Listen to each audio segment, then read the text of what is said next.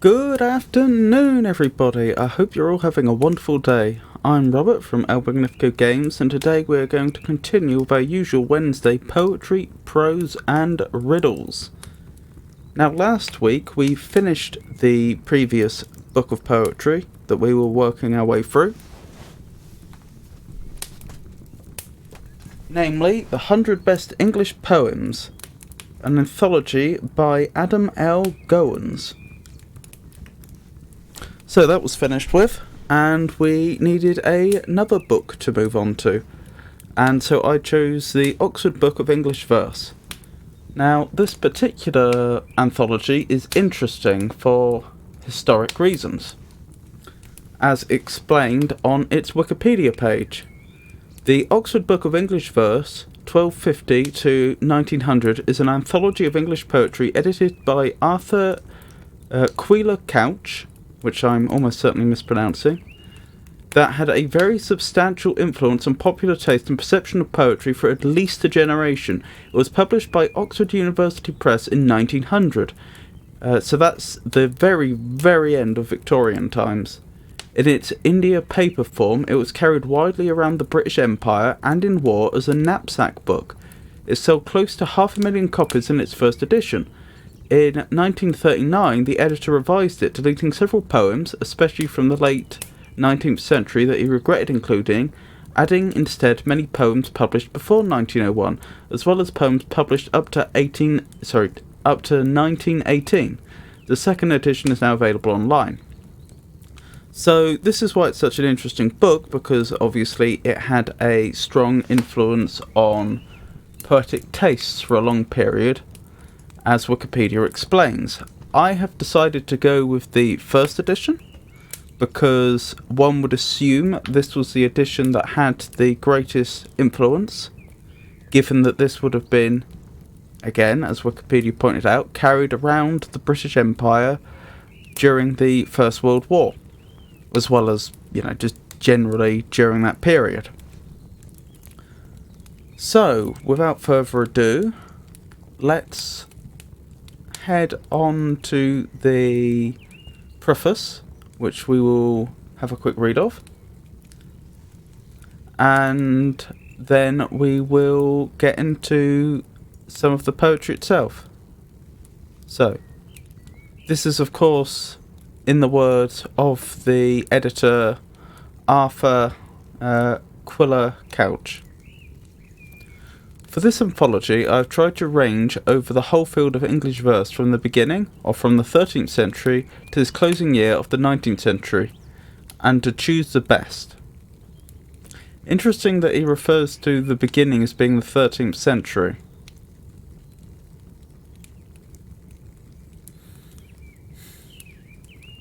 I suppose that makes a little bit of sense in a way, because before the Norman Conquest in 1066, the language that was spoken was most definitely Anglo-Saxon, which is also referred to as Old English. I understand those two terms are considered to be synonyms.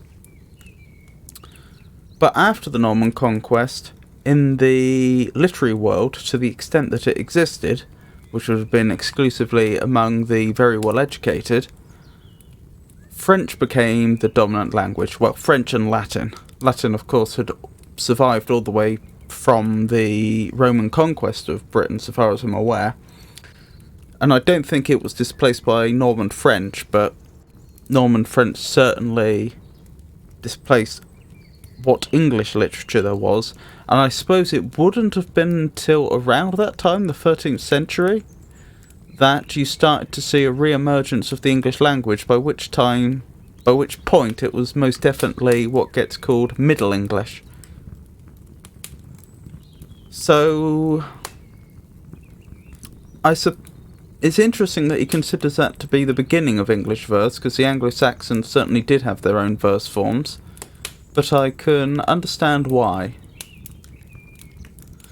Anyway, where was I? Nor have I sought to these islands only, but wheresoever the muse has followed the tongue, which among living tongues she most delights to honour. So, high praise for the English language there. To bring home and render so great a spoil compendiously has been my capital difficulty. It is for the reader to judge if I have so managed it as to serve those who already love poetry and to implant that love in some young minds not yet initiated. My scheme is simple. I have arranged the poets as nearly as possible in order of birth, with such groupings of anonymous pieces as seemed convenient. Convenient, too, as well as to avoid a dispute royal, I have gathered the most of the ballads into the middle of the 17th century, where they fill a languid interval between two winds of inspiration, the Italian dying down with Milton, and the French following at the heels of the restored royalists. Interesting. I wasn't overly familiar with this specific aspect of the history of the English language. That's interesting. Convenience again, I have set myself certain rules of spelling. In the very earliest poems, inflection and spelling are structural, and to modernise is to destroy. But as old inflections fade into modern, the old spelling becomes less and less vital, and has been brought, not I hope, too abruptly, into line with that sanctioned by use and familiar.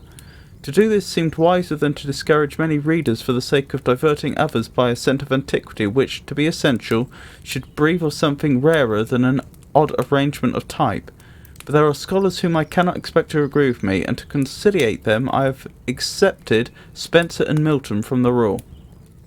Oh, that's interesting. So Milton and Spencer will use older spellings, even after the poetry has reached a point in time where he is otherwise correcting the spellings. Or I say correcting, modernising the spellings. Glosses of archaic and otherwise difficult words are given at the foot of the page, but the text has not been disfigured with reference marks, and rather than make the book unwieldy, I have eschewed notes, reluctantly when some obscure passage or allusion seem to ask for a timely word, with more equanimity when the temptation was to criticise or appreciate. For the function of the anthologist includes criticising in silence. Care has been taken with the text, but I have sometimes thought it consistent with the aim of the book. Actually, just a moment, I've realised what he's saying there. When the temptation was to criticise or appreciate, in quotation marks. That's a little joke that nearly went over my head. Care has been taken with the text, but I've sometimes thought it consistent with the aim of the book to prefer the more beautiful to the better attested reading. I have often excised weak or superfluous stanzas when sure that excision would improve, and have not hesitated to extract a few stanzas from a long poem when persuaded that they could stand alone as a lyric.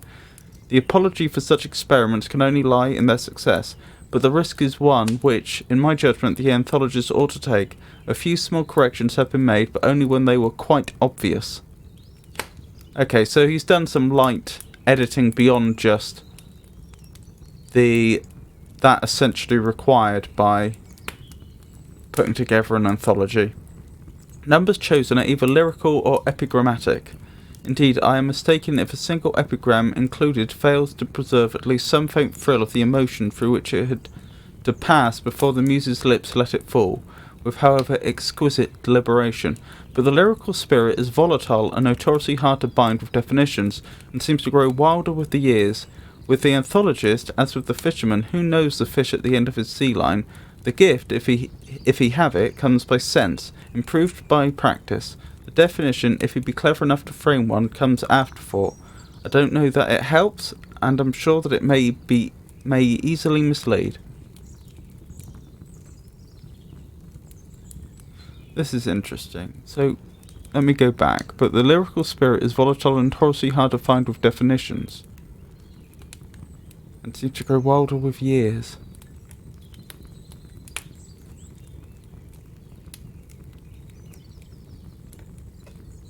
Yes, I'm not sure what he's referring to as the numbers.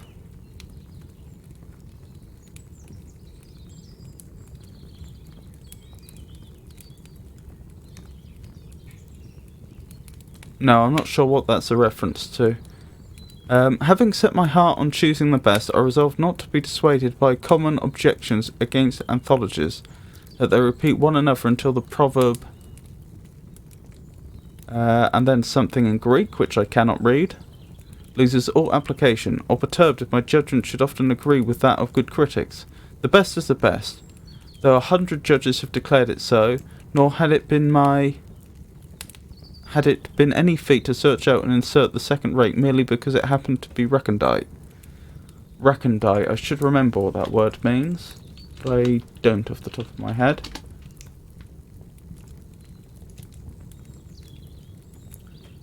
Difficult, obscure. Oh, that makes sense.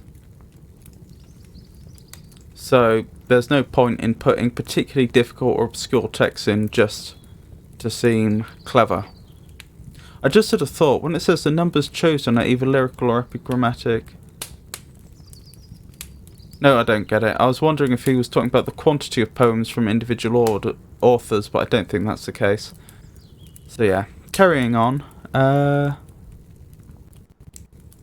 To be sure, a man must come to such a task as mine, haunted by his youth, and the favourites he loved in days when he had much enthusiasm but little reading. A deeper import lurks in the legend told my infant years than lies upon the truth we live to learn. Few of my contemporaries can erase, or would wish to erase, the dye their minds took from the late Mr. Palgrave's golden treasury, and he who has returned to it again and again with an affection born of companionship on many journeys must remember not only what the golden treasury includes, but the moment when this or that poem appealed to him, and even how it lies on the page.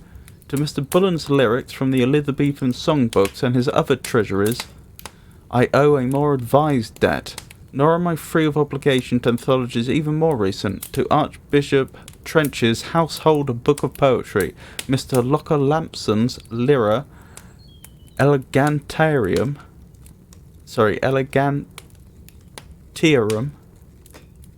Mr. Mull's Poets and Poetry of the Century, Mr. Beeching's Paradise of English Poetry, Mr. Henley's English Lyrics, Mrs. Sharp's Lyra Celtica, Mr. Yeats's Book of Irish Verse, and Mr. Churton Collins' Treasury of Minor British Poetry.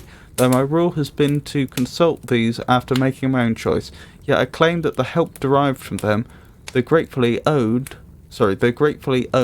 bears but a trifling proportion to the labour, special and desultory, which has gone to the making of my book. For the anthologists... Hold on, let me double check that. Desultory.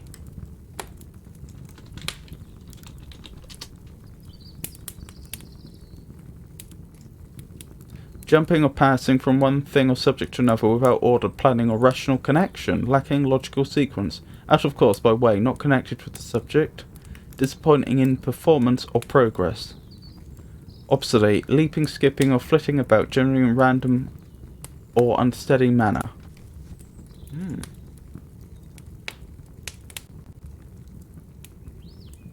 Where was I? For the anthologists, is not quite the dilettante.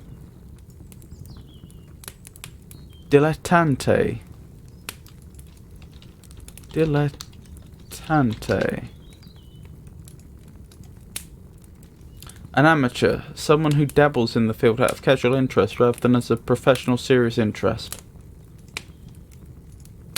For the anthologists, it's not quite the dilettante business for which it is too often and ignorantly derided.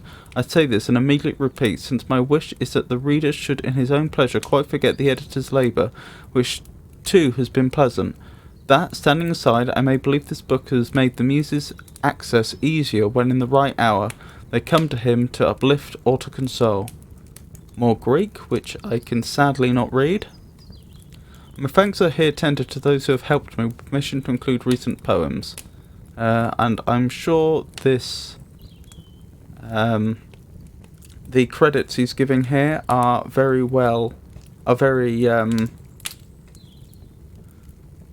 reasonable and justified, but I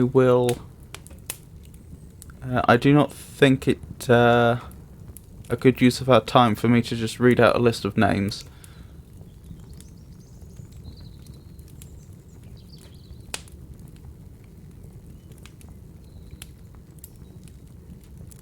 and that seems to conclude it. He gives a bit more detail later on, explaining exactly what assistance individuals gave, because up the top it's just a list of people who consented to have their poems included, and then later on he says, to mention all who in other ways have furthered me is not possible in the short preface, which however must not conclude without a word of special thanks to Dr. W. Robertson Nicol for many suggestions and some pains kindly bestowed, and to Professor F. York Powell, whose help and wise counsel have been as generously given as they were eagerly sought, adding me to the number of those many who have found his learning to be his friend's good fortune.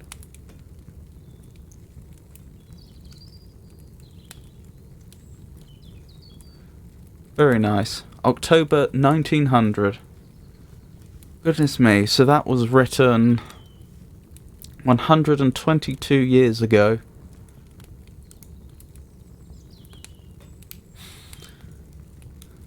Anyway, moving on. Oh, okay. I guess the contents page must have been before the preface, which is fine. So, I would like, in the perfect world, to just... Oh, that's interesting. I'm checking my physical copy of the book, and indeed, you would expect the contents page to be between the preface and the first poem.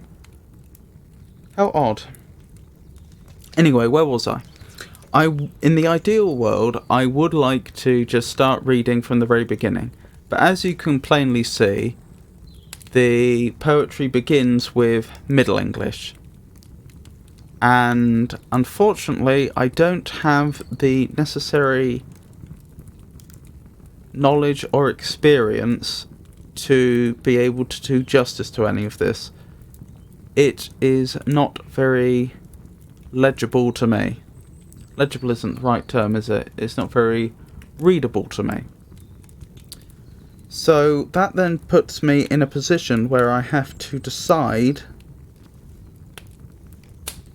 where exactly in this anthology we are going to begin. Or to put it another way, how much of it we're going to skip past. And I came to the decision that it makes the most sense to start around the time that early modern English begins. This is both because that should be much more readable, but also that's both because it should be much more readable in and of itself, but also it makes sense that would be when it starts becoming more readable, if that's clear. Because obviously, although we can look back on this and say, oh, this is Middle English, this is early modern English, and so on, ultimately there would have been continuous change over a period of time.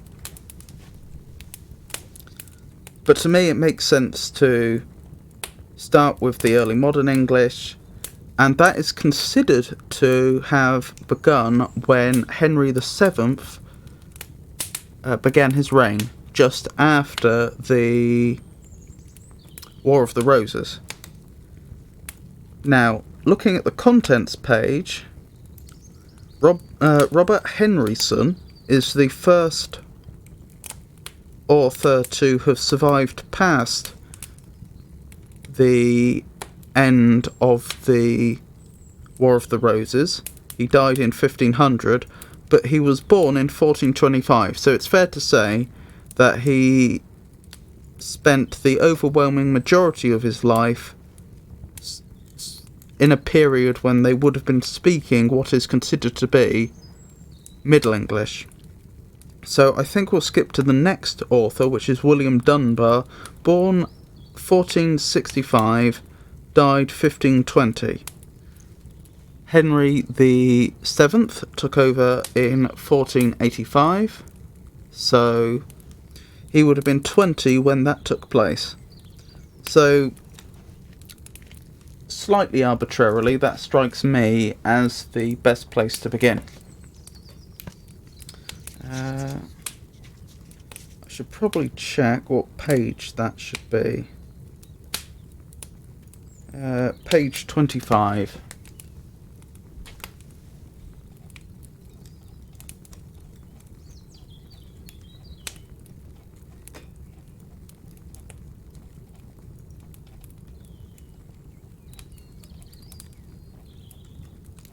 Another point worth bearing in mind is also that the anthologist who created this book, Arthur Quiller Couch, did say that as the English becomes more modern, he would do more to modernise the spelling. So again, starting with early modern English, where they wouldn't have been using, where the specifics of the archaic spellings wouldn't have had as much of an impact on the structure of the poem, also makes sense, since that would be when he had more license to change things. Anywho, this is where we're beginning. So, William Dunbar. Let's briefly look him up and then we will read through.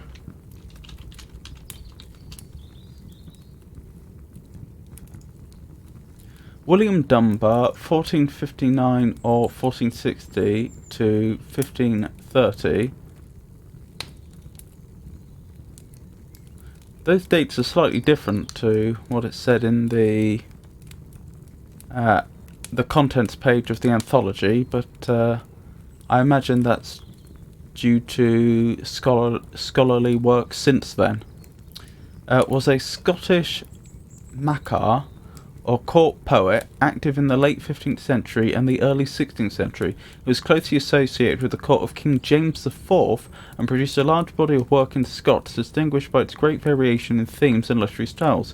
It was probably a native of East Lothian, as assumed by a satirical reference in The Flyting of Dunbar and Connedal.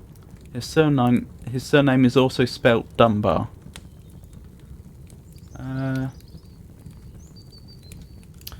Right, so let's see how far we get, shall we? Sweet voice of virtue and of gentleness, delitsome lily of every lustiness, richest in bounty and in beauty clear, and every virtue that is when it dear, except only that ye are merciless. Into your garth this day I did pursue, there saw I flowers that fresh were of hay, bathe quite and raid, most lusty were to seen, and wholesome herbis upon stalkish green, yet leaf nor flower find could I nane of rue. I doubt that Mooch, with his cold blastis cane, has slain this gentle herb that I of Maine. Quoice piteous death dois to my heart sick pain, that I would make to plant his root again, so confortand his levis unto me bane. Oh dear. Oh, Royce's rose, when it weaned or esteemed,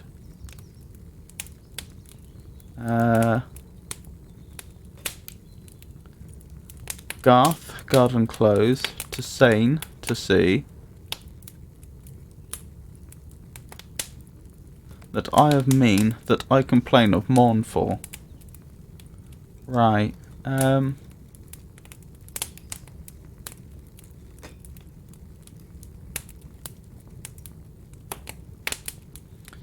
so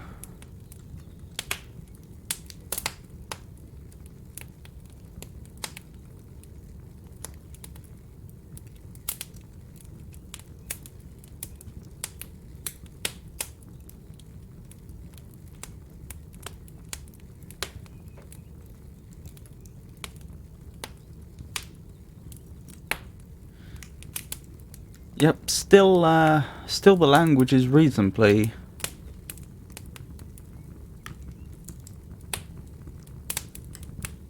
recondite, isn't it?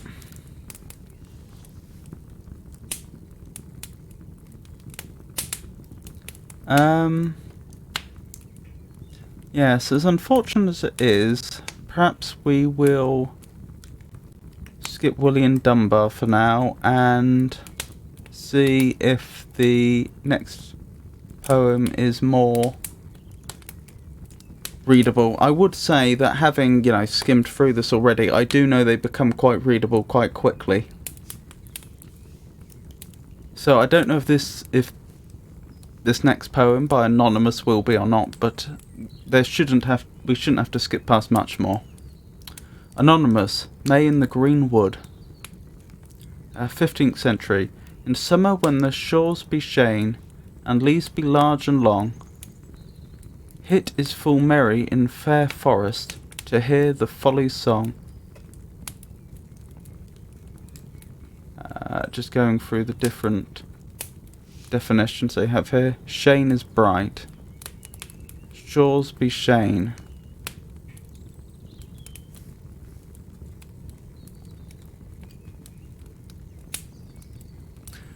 To say the dare draw to the dale, and leave the hills he, and shadow him in the leaves green under the green woad tree.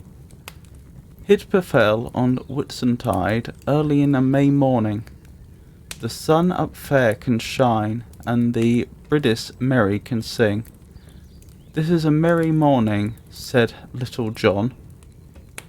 Be him that died on tray, and more merry men than I am one, lives not in Christianity. Pluck up the heart, my dare master, Little John can say, and thank it is a full fair time in a morning of May.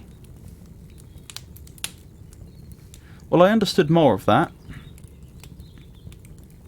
Whitsuntide sounds like it's going to be a religious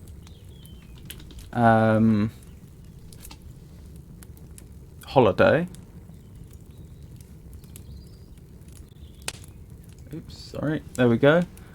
Pentecost, also called Whitsunday, Whitsunday, or Whitsun, is a Christian holiday which takes place on the 50th day, the 7th Sunday after Easter Sunday. It commemorates the descent of the Holy Spirit upon the apostles and other followers of Jesus Christ while they were in Jerusalem, celebrating the Feast of Weeks and described in the Acts of the Apostles.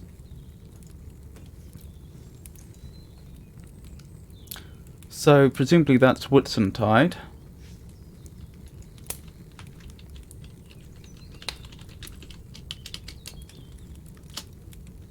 And we also see references to Little John.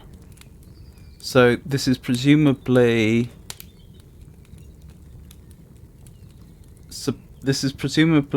written from the perspective of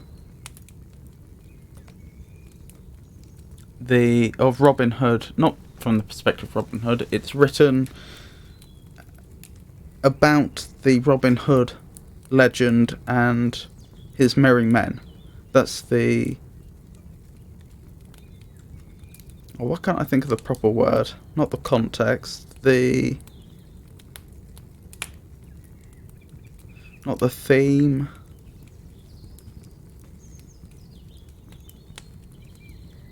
The setting of the poem. But again, I could keep working at this, and I probably could decipher most of it, and it makes sense, but it probably makes more sense that we just move through these quite quickly. So that's what I may do. I may just start reading through these one after the other until I can start to make more sense of them. So, Carol, 15th century. I sing of a maiden that is makeless, king of all kings to her son she'd chase.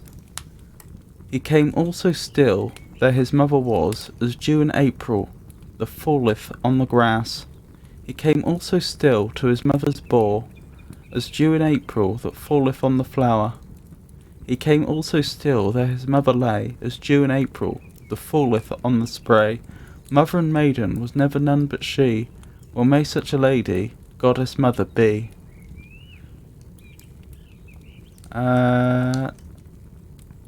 It sounds like it's a poem about the Virgin Mary and Jesus, but I could be wrong. Quia amor langueo. In a valley of this restless mind, I sought in mountain and in mead, trusting a true love for to find. Upon an hill then took I heed. A voice I heard, and near I yede, in great dolour complaining though. See, dear soul, how my sides bleed. Quia amor langueo. That requires, or that justifies looking up. Quia.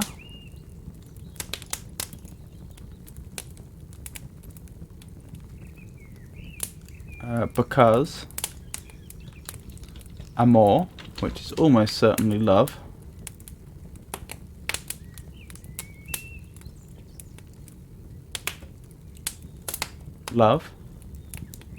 and because love langueo.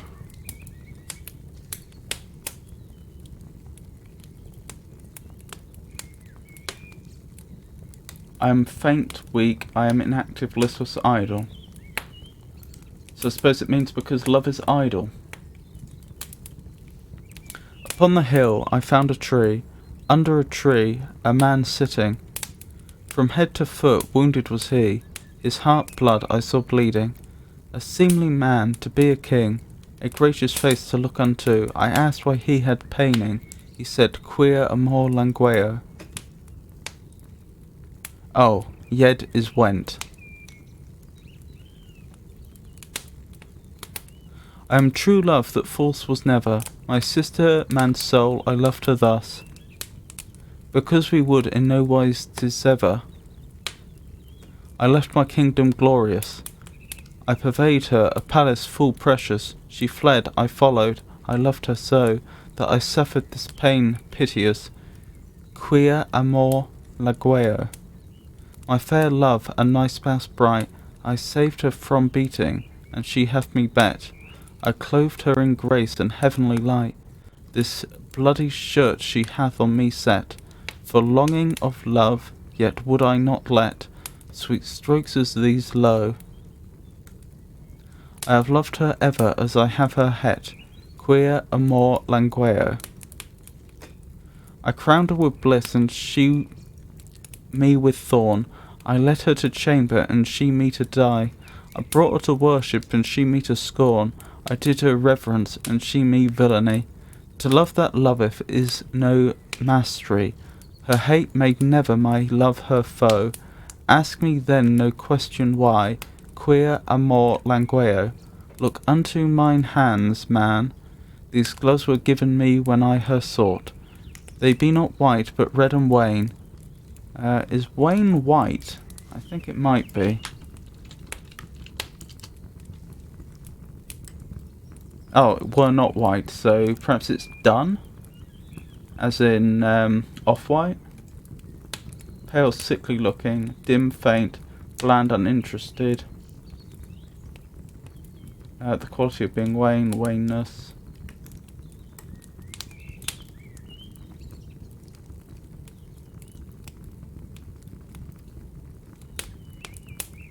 I'm not sure. Or perhaps that should be pronounced one. You'd certainly describe the moon as waning, though, given this example, a wane moon. Anyway. Embroidered with blood my spouse then brought. They will not off, I lose hem naught. I woo her with hem wherever she go. These hands for her so friendly fought. Quia amori langueo. Marvel not, man, though I sit still. See, love hath shod me wander straight, buckled my feet as was her will, with sharp nails. Well, thou mayest wait. In my love was never deceit. All my members I have opened her to. My body I made her heart's bait. Quia amor langueo. In my side I have made her nest. Look in how sweet, how weet a wound is here. This is her chamber, here shall she rest, that she and I may sleep in fear. Here may she wash, if any filth were, here is seat for all her woe. Come when she will, she shall have cheer, queer amor langueo. I wonder if langueo is where we get languished from. I'll abide till she be ready. I will her sue if she say nay. If she be wretchless, I will be greedy. If she be dangerous, I will her pray. Oh, I wonder if wretchless means, well, essentially pious, not in any way being a wretch. Oh, apparently means careless, reckless. Interesting. Also, while we're looking things up, does languish have a shared etymology with langueo? Languere, to be faint, unwell.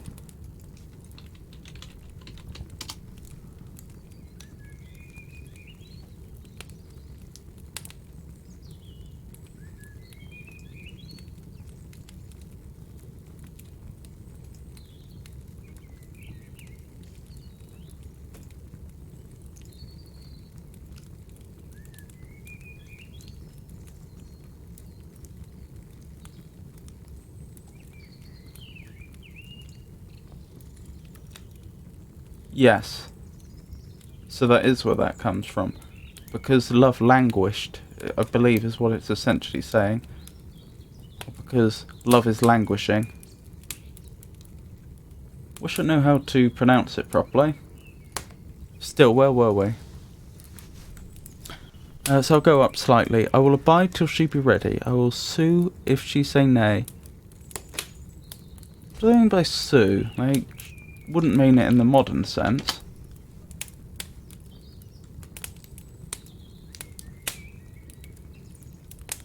To seek by request, to make application, to petition, to entreat, to plead. That makes sense. If she be reckless, I will be greedy. If she be dangerous, I will her pray. If she weep, then bide I ne may. Mine arms been spread to clip her to me. Cry once I come, now soul assay, queer amore langueo. Fair love, let us go play, apples been ripe in my garden. I shall thee clothe in a new array, thee meat shall be milk, honey and wine. Fair love, let us go dine, thy sustenance is in my creeple low. My sustenance is in my creep low. Tarry thou not, my fair spouse mine, queer amore langueo. If thou be foul, I shall thee make clean. If thou be sick, I shall thee heal. If thou mourn aught, I shall thee mine. Why wilt thou not, fair love, with me deal? Foundest thou ever love so leal? What wilt thou soul that I shall do?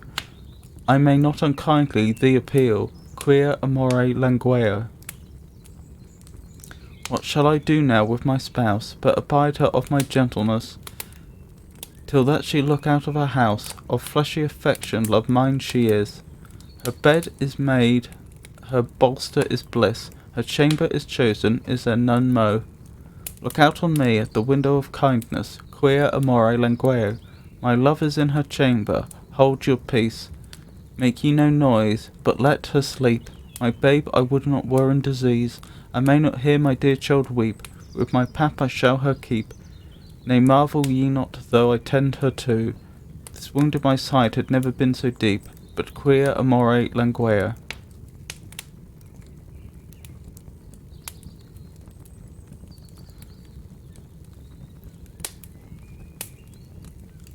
So that's the end of that particular piece. We can see that it's already becoming a lot more understandable, although not entirely so. I notice the structure seems a bit more irregular than I was expecting. I wasn't able to detect a specific meter. I believe I saw both a plentiful number of iambic and trochaic lines, although it's possible I was misreading them.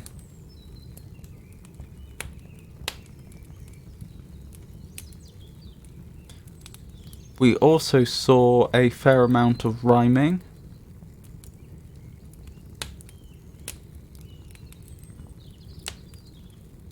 What is that structure?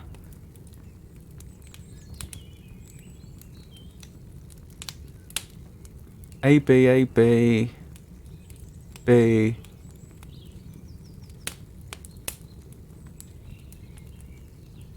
C, B, I think?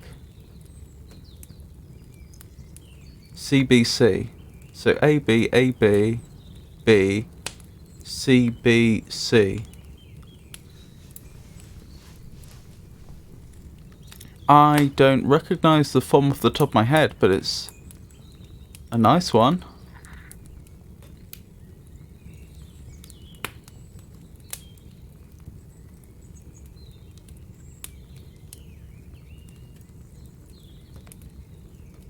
Yeah, it doesn't work in all cases, but I'm perfectly happy to believe that's because the pronunciation of the language has changed.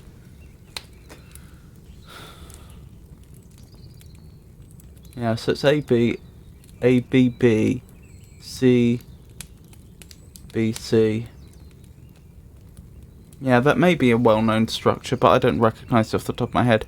Anyway, point is, we're still notionally in the 15th century, and I assume Mr. Arthur Quiller Couch has done some editing here, but it's becoming a lot more understandable.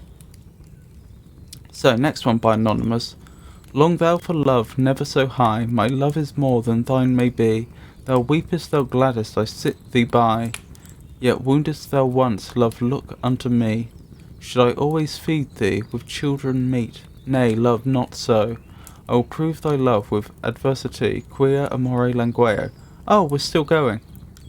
Oh, of course we are, that's my mistake. I see, they're repeating the author's name, in this case Anonymous, because I don't know who it is, on every page. See, I thought because it said Anonymous there that this must be a different one, but of course it said Anonymous at the top of the previous page, and apparently I didn't catch on. Anyway.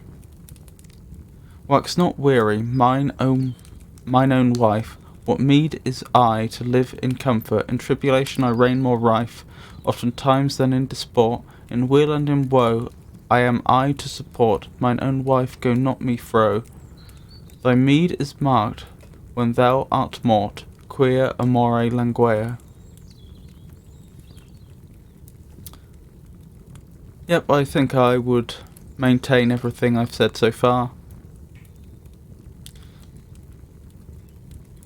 So, moving on. The Nut Brown Maid by Anonymous. 15th century.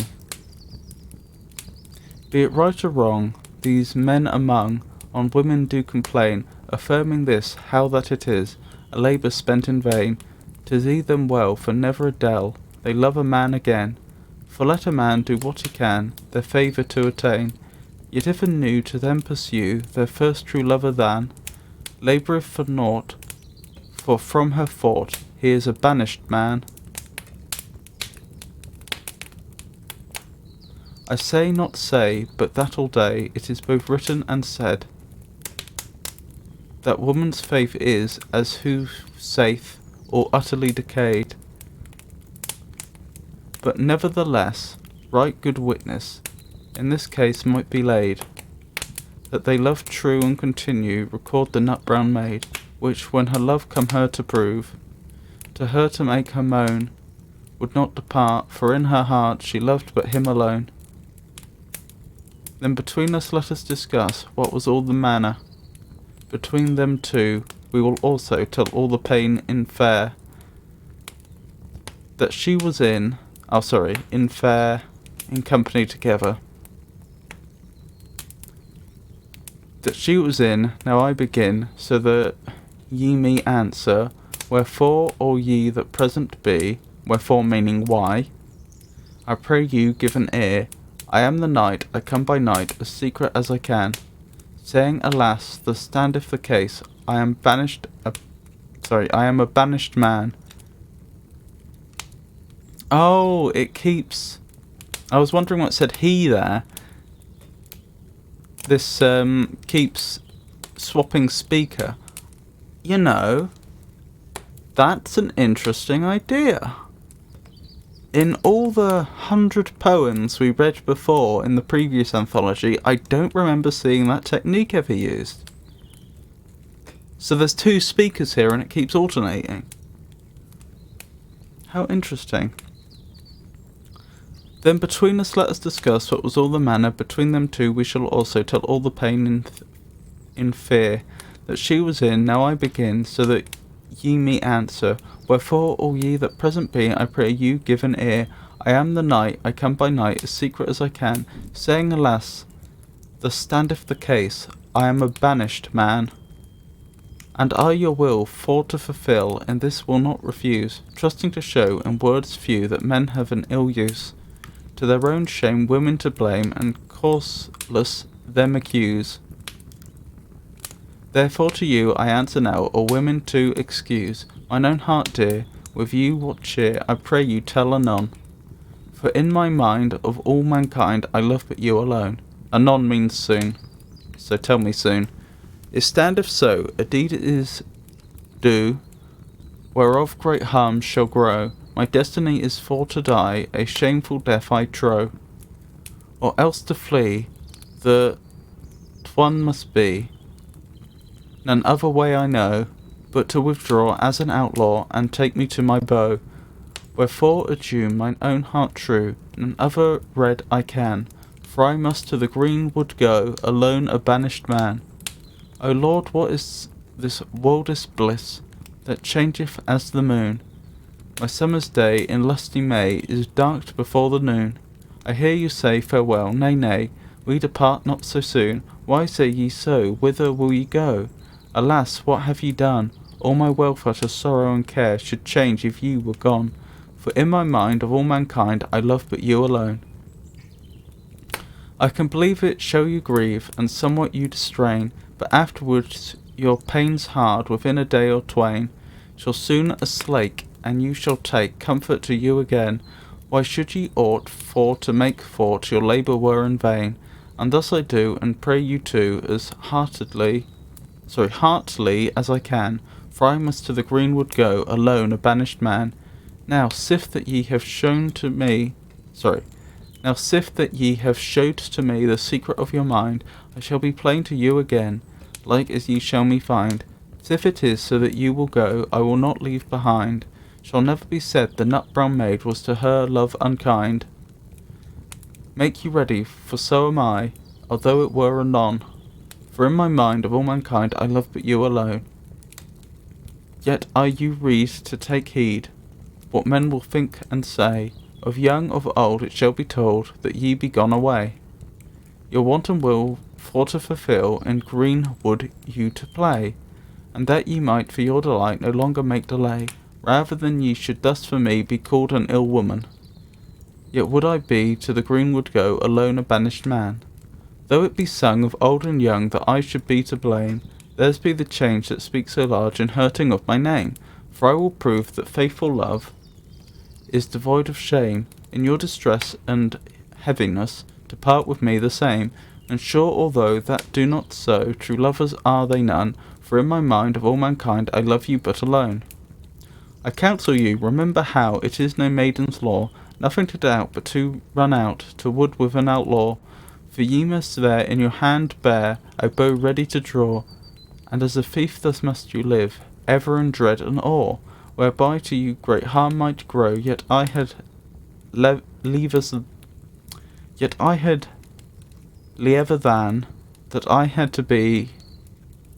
to the greenwood go, alone a banished man. I think not, nay, but as ye say, it is no maiden's law, but love may make me for your sake. And I have said before, to come on foot, to haunt and shoot, to get us meat and store. For so that I your company may have, I ask no more. From which to part, it maketh my heart as cold as any stone. For in my mind of all mankind I love but you alone. For an outlaw this is the law, that men him take and bind, without pity hang to be, and waver with the wind. If I had need, as God forbid, what succours could ye find? Forsooth I trow you and your bow for fear would draw behind, and no avail, for little avail, were in your counsel then. Wherefore I'll to the greenwood go, alone a banished man. Right well know ye that woman be, but feeble for the fight. No woman heed it is indeed, to be bold as a knight. Yet in such fear, if that ye were, with enemies day and night, I would withstand with bow in hand to grieve them as I might, and you to save, as women have from deaf men many one. For in my mind of all mankind I love you but alone. Yet take good heed, for ever I dread that ye could not sustain the thorny ways, the deep valleys, the snow, the frost, the rain, the cold, the heat. For dry or wheat we must lodge on the plain, and us above no other roof but a brake bush or twain, which soon should grieve you, I believe, and you would gladly than that I had to the greenwood go, alone a banished man. Sith I have here been parting near with you of joy and bliss, I must also part of your woe, endure as reason is. Yet I am sure of one pleasure, and shortly it is this, that where ye be, me seemeth pardie, I could not fare amiss. Without more speech, I you beseech that we were shortly gone, for in my mind of all mankind I love but you alone.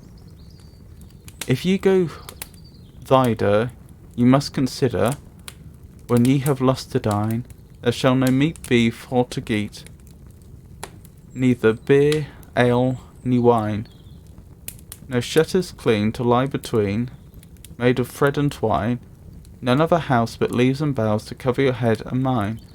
Though mine heart sweet, this ill diet should make you pale and wane. Wherefore I'll go to the greenwood go, alone a banished man. Oh, so that should be wan. Among the wild deer, such an archer as men say that ye be, ne may not fail of good victual, where so great plenty, and water clear of the river shall be full sweet to me, with which in hell I shall right well endure, as ye shall see. And or we go a bed or two, I can provide a none. For in my mind of all mankind I love but you alone. Oh, a none, I think. Lo, yet before ye must do more, if ye will go with me, as cut your hair up by your ear, your kirtle by your knee, with bow in hand for to withstand your enemies if need be. And this same night before daylight to the woodward will I flee. If that ye will all this fulfil, do it shortly as ye can, else will I to the greenwood go, alone a banished man. I shall as now do more for you than longeth to the woman heed, to short my hair, a bow to bear, to shoot in time of need. O my sweet mother, before all other, for you I have most dread. But now adieu, I must ensue where fortune doth me lead. All this make ye, now let us flee, the day cometh fast upon. For in my mind of all mankind I love but you alone. Nay, nay, not so, ye shall not go, and I shall tell you why. Your appetite is to be light, of love I will espy. For right as ye have said to me, and likewise hardily, you would answer whoever it were in way of company. It is said of old, soon hot, soon cold, and so it is a woman. Wherefore I to the woods will go, alone a banished man. If you take heed, it is no need such words to say to me, for oft ye prayed and long essayed, or I loved you pardie.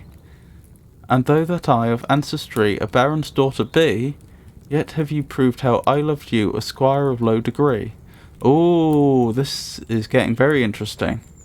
And ever shall whatso befall to die therefore anon, for in my mind of all mankind I love but you alone. A baron's child to be beguiled, it were accursed indeed.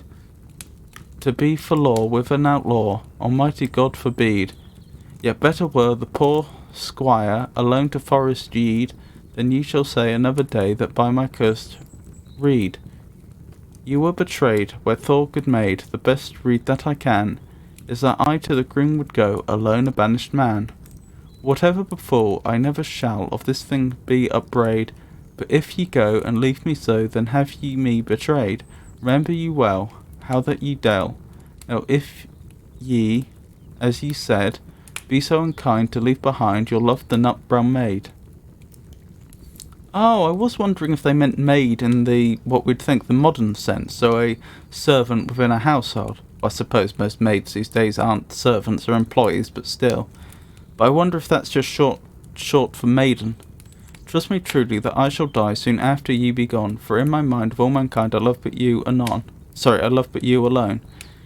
If that ye went, ye should repent, for in the forest now I have purveyed me of a maid, whom I love more than you, another more fair than ever ye were, I dare it well avow, and of ye both each should be wroth with other as I trow. It were mine ease to live in peace, so will I, if I can, wherefore I go to the woods will go, alone a banished man. Though in the woods I understand ye had a paramour, all this may not remove my thought, but that I will be yours. And she shall find me soft and kind, and courteous every hour, glad to fulfil all that she will command me to my power. For had ye lo 100 mo, yet would I be that one, for in my mind of all mankind I love you but alone. Mine own dear love, I see the proof that ye be kind and true, of maid or wife in all my life the best that ever I knew. Be merry and glad, be no more sad, the case is changed new, for it were ruth that for your truth you should have cause to rue. Be not dismayed whatsoever I said to you when I began, I will not to the greenwood go, I am no banished man. These tidings be glad to me, than to be made a queen, if I was sure they should endure, but it is often seen, when men will break promise they speak, the word is on the spleen. Ye shape some wile me to beguile, and steal from me, I ween. Then were the case worse than it was, and I more woe begone, for in my mind of all mankind I love but you alone. You shall not need further to dread, I will not disparage. You God defend, sith you descend of so great a lineage. Now understand to Westmoreland, which is my heritage. I will you bring, and with a ring be way of marriage. I will take and lady make as shortly as I can. Thus have you won an earl's son, and not a banished man. Here may you see that women be in love meet kind and stable, yet love a man reprove them than, or call them variable, but rather pray God that we may to them be comfortable, which sometime proveth such as he loveth, if they be charitable. For sith men would that woman should be meek to them each one, much more ought they to God obey, and serve but him alone.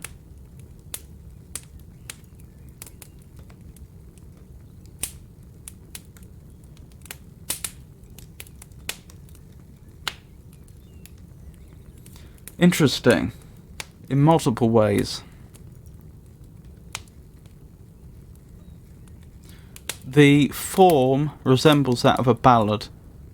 I did get the distinct impression that it was a bit irregular in places, but it's very, very reminiscent of a ballad.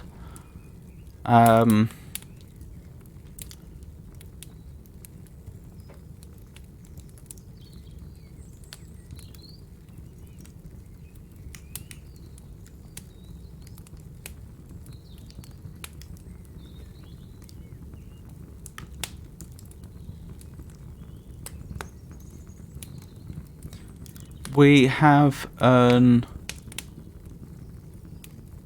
ABCB rhyming scheme, it would seem. There's also quite a lot of leonine rhyme as well, which is interesting. So that's internal rhyme, where within one line you have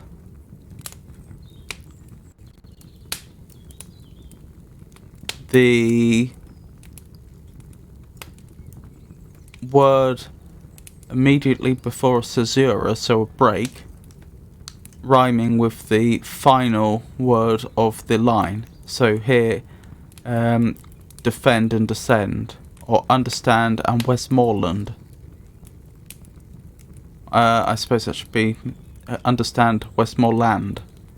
Bring and ring, take and make, and so on.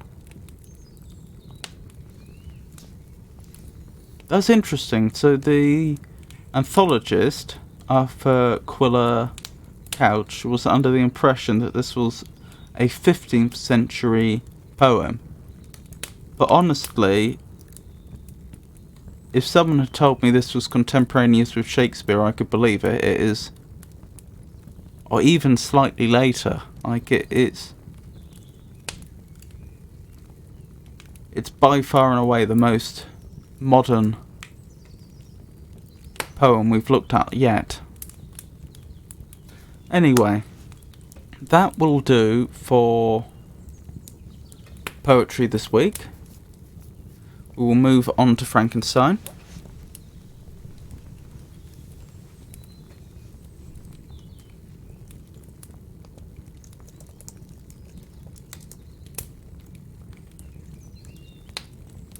Now, last week we started on chapter 21. So, to recap. Chapter 21. At the trial, it is revealed that a witness had seen the silhouette of a man attempt to push off from that part of the shore where a stranger's corpse was afterwards found. Several witnesses, in various ways, confirmed that Victor was probably the selfsame man.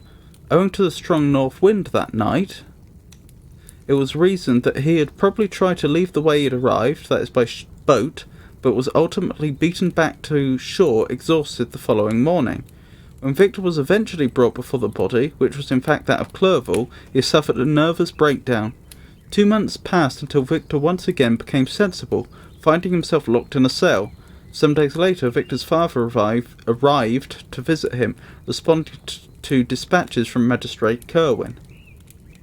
Victor was eventually exonerated by proof that he had been on the Orkneys at the hour when the body of Clerval was found, and so he and his father returned home together. In chapter 22, Victor resolves to marry Elizabeth as planned, despite his creature's promise to attend him on his wedding night. Victor had repeatedly declared himself responsible for the terrible events that befell his family, much to both his father and Elizabeth's discomfort, and ultimately promised to tell Elizabeth his dreadful secret on the day following their wedding. Victor took to carrying pistols and daggers in case his creature should openly attack him. The wedding went ahead without issue, after which Elizabeth and Victor proceeded by water to Evian, with the intention of continuing their voyage the following day. And that is where we left off. So, chapter 23.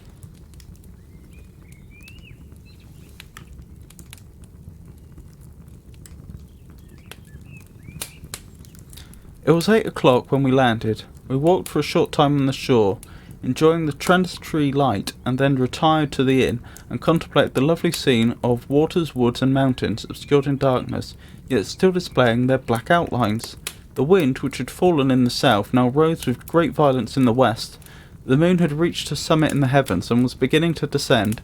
The clouds swept across it swifter than the flight of the vulture, and dimmed her rays, while the lake reflected the scene of the busy heavens, rendered still busier by the restless waves that were beginning to rise. Suddenly a heavy storm of rain descended. I had been calm during the day, but so soon as the night obscured the shapes of objects, 1,000 fears arose in my mind. I was anxious and watchful, while my right hand grasped a pistol which was hidden in my bosom. Every sound terrified me, but I resolved that I would sell my life dearly, and not shrink from the conflict until my own life, or that of my adversary, was extinguished. Elizabeth observed my agitation for some time in timid and fearful silence, but there was something in my glance which communicated terror to her, and trembling she asked, "What is it that agitates you, my dear Victor? What is it you fear?" "Oh, peace, peace, my love," replied I. "This night, and all will be safe, but this night is dreadful, very dreadful." I passed an hour in this state of mind, when suddenly I reflected how fearful the combat which I momentarily expected would be to my wife, and I earnestly entreated her to retire, resolving not to join her until I had obtained some knowledge as to the situation of my enemy. She left me, and I continued some time walking up and down the passage of the house, inspecting every corner, and might afford a retreat to my adversary, but I discovered no trace of him, and was beginning to conjecture that some fortunate chance had intervened to prevent the execution of his menaces, when suddenly I heard a shrill and dreadful scream. It came from the room into which Elizabeth had retired. As I heard it, the whole truth rushed into my mind. My arms dropped, the motion of every muscle and fibre was suspended. I could feel the blood trickling in my veins, and tingled in the extremities of my limbs. This state lasted but for an instant. The scream was repeated, and I rushed into the room. Great God, why did I not then expire? Why am I here to relate the destruction of the best hope, and the purest creature of earth? She was there, lifeless and inanimate, thrown across the bed, her head hanging down, her pale and distorted features half covered by her hair. Everywhere I turn I see the same figure, her bloodless arms and relaxed form flung by the murderer on its bridal bier. Bridal bier?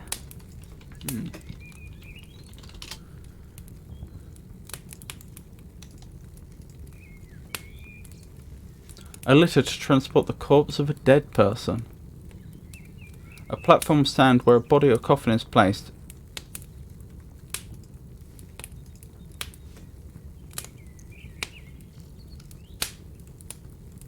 Could I behold this and live? Alas, life is obstinate and clings closest where it is most hated. For a moment only did I lose recollection. I fell senseless on the ground. When I recovered, I found myself surrounded by the people of the inn. Their countenances expressed a breathless terror, but the horror of others appeared only as a mockery. It shadowed the feelings that oppressed me. I escaped from them to the room where lay the body of Elizabeth, my love, my wife, so lately living, so dear, so worthy. She had been moved from the posture in which I had first beheld her, and now she lay, her head upon her arms, and a handkerchief thrown across her face and neck. I might have supposed her asleep. I rushed towards her and embraced her with ardor, but the deadly languor and coldness of the limbs told me that what I now held in my arms ceased to be the Elizabeth whom I had loved and cherished. The murderous mark of the fiend's grasp was on her neck, and the breath had ceased to issue from her lips. While I still hung over her in the agony of despair, I happened to look up. The window of the room had before been darkened, and I felt a kind of panic on seeing the pale yellow light of the moon illuminate the chamber. The shutters had been thrown back, and the sensation of horror not to be described. I saw at the open window a figure that most hideous and abhorred. A grin was on the face of the monster. He seemed to jeer, as with his fiendish finger he pointed towards the corpse of my wife. I rushed towards the window, drawing a pistol from my bosom, fired, but he eluded me, leaped from his station, and running with the swiftness of lightning, plunged into the lake. The report of the pistol brought a crowd into the room. I pointed to the spot where he had disappeared, and we followed the tracks with boats, nets. Nets were cast, but in vain. After passing several hours, we returned hopeless, most of my companions believing it to have been a form conjured up by my fancy. After having landed, they proceeded to search the country, parties going in different directions among the woods and vines. I attempted to accompany them, and proceeded a short distance from the house, but my head whirled round. My steps were like those of a drunken man. I fell at last in a state of utter exhaustion. A film covered my eyes, and my skin was parched with the heat of fever. In this state I was carried back and placed on a bed, hardly conscious of what had happened. My eyes wandered around the room, as if to seek something that I had lost. After an interval I arose, and, as if by instinct, crawled into the room where the corpse of my beloved lay. There were women weeping around. I hung over it, and joined my sad tears to theirs. All this time no distinct idea presented itself to my mind, but my thoughts rambled to various subjects, reflecting confusedly on my misfortunes and their cause. I was bewildered in a cloud of wonder and horror. The death of William, the execution of Justine, the murder of Clerval and lastly of my wife. Even at that moment I knew not that my only remaining friends were safe from the malignity of the fiend. My father even now might be writhing under his graft, and Ernest might be dead at his feet. The idea made me shudder, and recalled me to action. I started up, and resolved to return to Geneva with all possible speed. There were no horses to be procured, and I must return by the lake. But the wind was unfavourable, and the rain fell in torrents. However, it was hardly morning when I might reasonably hope to arrive by night. I had men to row, and took an oar myself, for I had always experienced relief from mental torment in bodily exercise. But the overflowing misery I now felt, and the excessive agitation that I endured, rendered me incapable of any exertion. I threw down the oar, and leaning my head upon my hands, gave way to every gloomy idea that arose. If I looked up, I saw the scenes which were familiar to me in my happier time, and which I had contemplated but the day before in the company of her who was now but a shadow and a recollection. Tears streamed from my eyes. The rain had ceased for a moment, and I saw the fish play in the waters as they had done a few hours before. They had then been observed by Elizabeth. Nothing is so painful to the human mind as a great and sudden change. The sun might shine, or the clouds might lower, but nothing could appear to me as it had done the day before. A fiend had snatched from me every hope of future happiness. No creature had ever been so miserable as I was. So frightful an event is single in the history of man. But why should I dwell upon the incidents that followed this last overwhelming event? But why should I dwell upon the incidents that followed this last overwhelming event? Mine has been a tale of horrors. I have reached their acme.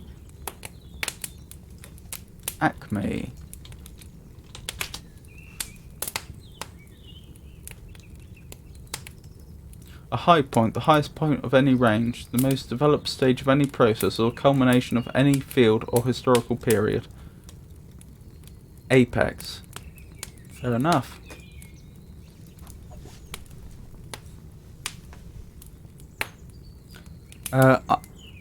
Mine has been a tale of horrors. I have reached the acme, and what I must now relate can be tedious to you. Know that one by one my friends were snatched away. I was left desolate, my own strength exhausted, and I must tell in a few words what remains of my hideous narration. I arrived at Geneva. My father and Ernest yet lived, but their former sunk under the tidings that I bore.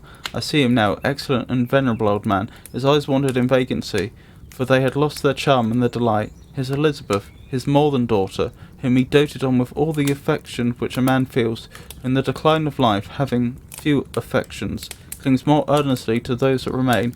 Cursed to be the fiend that brought misery on his grey hairs, and doomed him to waste and wretchedness. He could not live under the horrors that were accumulated around him. The springs of existence suddenly gave way. He was unable to rise from his bed, and in a few days he died in my arms. What then became of me? I know not. I lost sensation, and chains and darkness were the only objects that pressed upon me. Sometimes, indeed, I dreamt that I wandered in flowery meadows and pleasant valleys with the friends of my youth, but I awoke and found myself in a dungeon. Melancholy followed, but by degrees I gained a clear conception of the miseries and situation, and was then released from my prison, for they had called me mad, and during many months, as understood, a solitary cell had been my habitation. Liberty, however, had been a useless gift to me. Had I not, as I awakened to reason, at the same time awakened to revenge, as the memory of past misfortunes pressed upon me, I began to reflect on their cause, the monster whom I had created, the miserable demon whom I had sent abroad into the world for my destruction. I was possessed by a maddening rage when I thought of him, and desired and ardently prayed that I might have him within my grasp to wreak a great and signal revenge on his cursed head. Signal.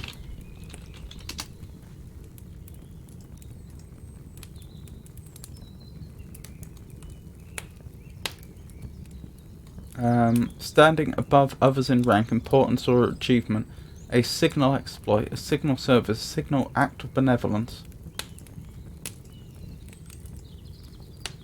Nor did my hate long continue itself to useless wishes. I began to reflect on the best means of securing him.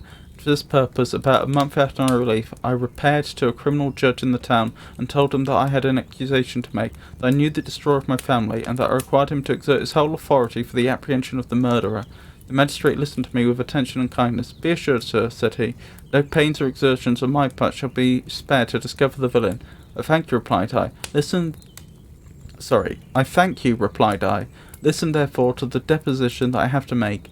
It is indeed a tale so strange that I should fear you would not credit it. Were there not something in truth which, however wonderful, forces conviction? The story is too connected to be mistaken for a dream. I have no motive for falsehood." My manner as I thus addressed him was impressive, but calm.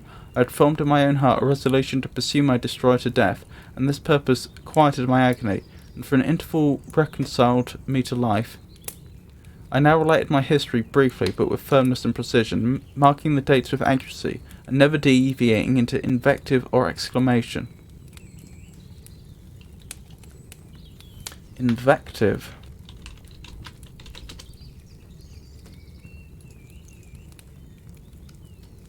An expression which inveighs or rails against a person, a severe or violent censure or reproach, something spoken or written intended to cast shame, disgrace, censure or reproach on another, a harsh or reproachful accusation.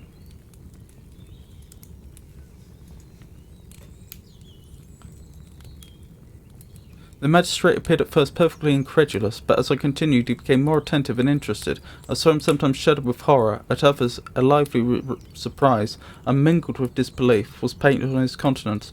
When I had concluded my narration, I said, "This is the being whom I accuse, and for whose seizure and punishment I call upon you to exert your whole power. It is your duty as a magistrate, and I believe and hope that your feelings as a man will not revolt from the execution of these functions on this occasion.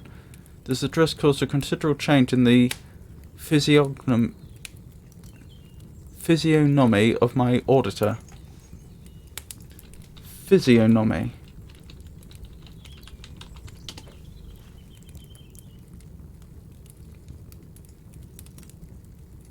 The art or pseudoscience of deducing the predominant temper and other characteristic qualities of the mind from the outward appearance, especially from the features of the face or countenance with respect to the temper of the mind, particular configuration, cast, or expression of countenance as denoting character.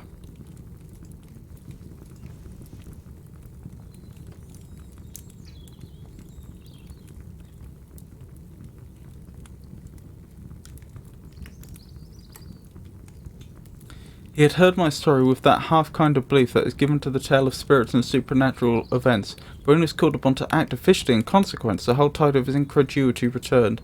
He, however, answered mildly, "I would willingly afford you every aid in your pursuit, but the creature of whom you speak appears to have powers which would put all my exertions to defiance. Who can follow an animal which can traverse the sea of ice, and inhabit caves and dens where no man would venture to intrude? Besides, some months have elapsed since the commission of his crimes, and no one can conjecture to what place he has wandered, or what region he may now inhabit.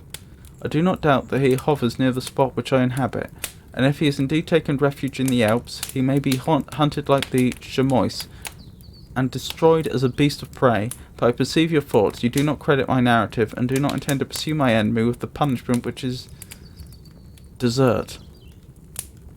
Which is his desert." As I spoke, rage sparkled in my eyes. The magistrate was intimidated. "You are mistaken," said he. "I will exert myself, and if it is in my power to seize the monster, be assured that he shall suffer punishment proportionate to his crimes. But I fear, from what you have yourself described to be his properties, this will prove impracticable, and thus, while every proper measure is pursued, you should make up your mind to disappointment." "That cannot be, but all that I can say will be of little avail. My revenge is of no moment to you, yet while I allow it to be a vice, I confess it is the devouring and only passion of my soul. My rage is unspeakable, when I reflect that the murderer whom I have turned loose upon society still exists. You refuse my just demand. I have but one resource, and I devote myself either in my life or death to his destruction." I trembled with excessive agitation as I said this. There was a frenzy in my manner, and something, I doubt not, of that haughty fierceness which the martyrs of old are said to have possessed. But to a Genevan magistrate, whose mind was occupied by far other ideas than those of devotion and heroism, this elevation of mind had much the appearance of madness. He endeavoured to soothe me as a nurse does a child, and reverted to my tale as the effects of delirium. "Man," I cried, "how ignorant art thou in thy pride of wisdom! Cease, you know not what it is you say." I broke from the house, angry and disturbed, and retired to meditate on some other mode of action.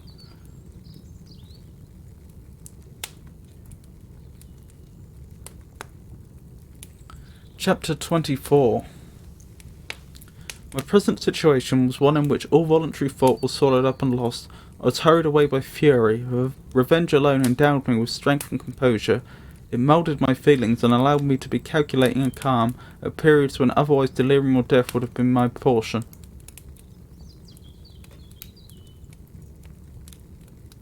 My first resolution was to quit Geneva forever, my country which, when I was happy and beloved, was dear to me, now in my adversity became hateful.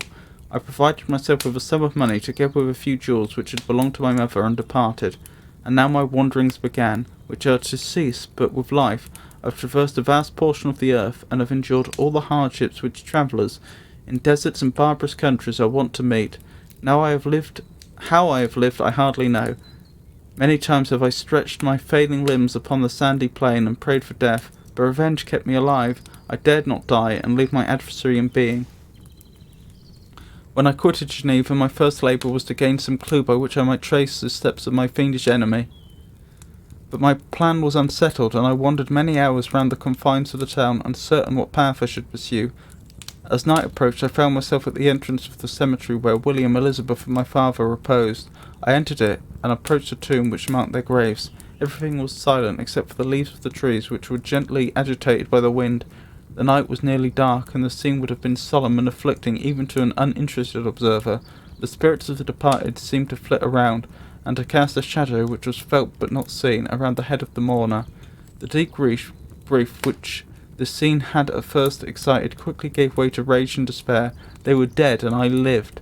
The murderer also lived, and to destroy him I must drag out my weary existence.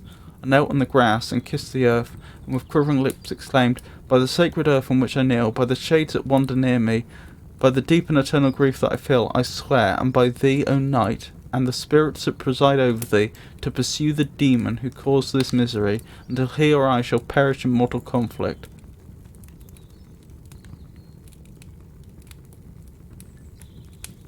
For this purpose I will preserve my life. To execute this dear revenge, will I again behold the sun and tread the green herbage of earth, which otherwise should vanish from my eyes forever, and I call on you, spirits of the dead, and on you, wandering ministers of vengeance, to aid and conduct me in my work. Let the cursed and hellish monster drink deep of agony. Let him feel the despair that now torments me. I had begun my adjuration with solemnity, and an awe which almost assured me that the shades of my murdered friends heard and approved my devotion, but the furies possessed me as I concluded, and rage choked my utterance.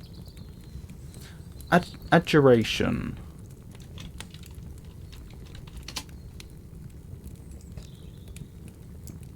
Oh, did I misspell it? Oh, I typoed. Mr. J. A grave warning, a solemn oath.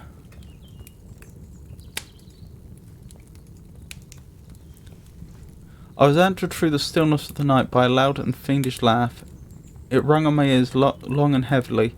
The mountains re-echoed it, and I felt as if all hell surrounded me with mocking laughter. Surely in that moment I should have been possessed by frenzy and have destroyed my miserable existence, but that my vow was heard and that I was reserved for vengeance. The laughter died away when a well-known and horrid voice, apparently close to my ear, addressed me in an audible whisper. "I am satisfied, miserable wretch. You have determined to live, and I am satisfied."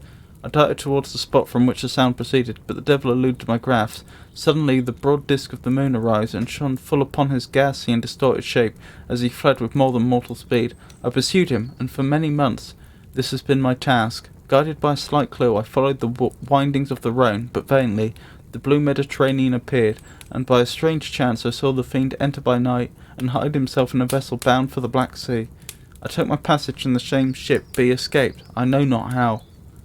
Amidst the wilds of Tartary and Russia, although he still evaded me, I have ever followed his track. Sometimes the peasant, scared by this horrid apparition, informed me of his path. Sometimes he himself, who feared that if I lost all trace of him I should despair and die, left some mark to guide me. The snows descended on my head, and I saw the print of his huge step on the white plain. To you first entering on life, to whom care is new and agony unknown, how can you understand what I have felt and still feel?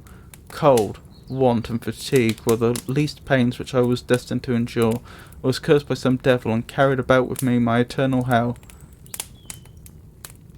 Yet still a spirit of good followed and directed my steps, and, when I most murmured, would suddenly extricate me from seemingly insurmountable difficulties. Sometimes, when nature, overcame by hunger, sunk under the exhaustion, a repast was prepared for me in the desert that restored and inspirited me. The fare was indeed coarse, such as the peasants of the country ate, but I will not doubt that it was set there by the spirits that I had invoked to aid me. Often, when all was dry, the heavens cloudless, and I was parched by thirst, a slight cloud would bedim the sky, shed the few drops that revived me, and vanish. I followed when I could the courses of the rivers, but the demon generally avoided these, as it was here that the population of the country chiefly collected. In other places human beings were seldom seen, and I generally subsisted on the wild animals that crossed my path. I had money with me, and gained the friendship of the villagers by distributing it, or I brought with me some food that I had killed, which, after taking a small part, I always presented to those who had provided me with fire and utensils for cooking. My life, as it passed thus, was indeed hateful to me, and it was during sleep alone that I could taste joy. Oh, blessed sleep! Often when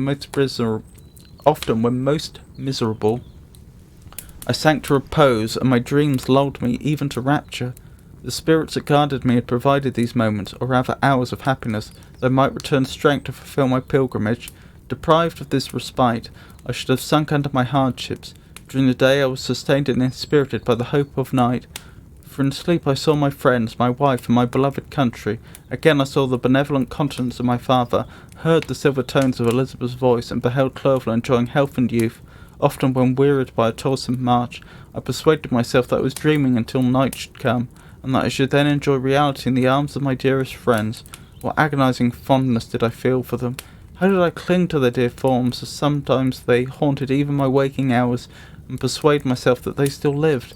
At such moments, vengeance that burned within me died in my heart, and I pursued my path towards the destruction of the demon, more as a task enjoined by heaven, as the mechanical impulse of some power which I was unconscious, than as the ardent desire of my soul.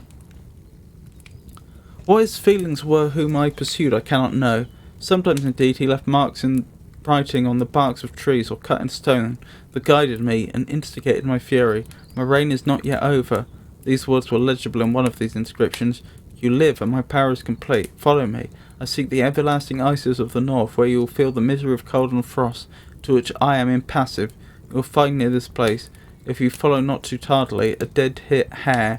Eat and be refreshed. Come on, my enemy. You have yet to wrestle for our lives, but many hard and miserable hours must endure until that period shall arrive. Scoffing devil! Again do I vow vengeance. Again do I devote thee, miserable fiend, to torture and death.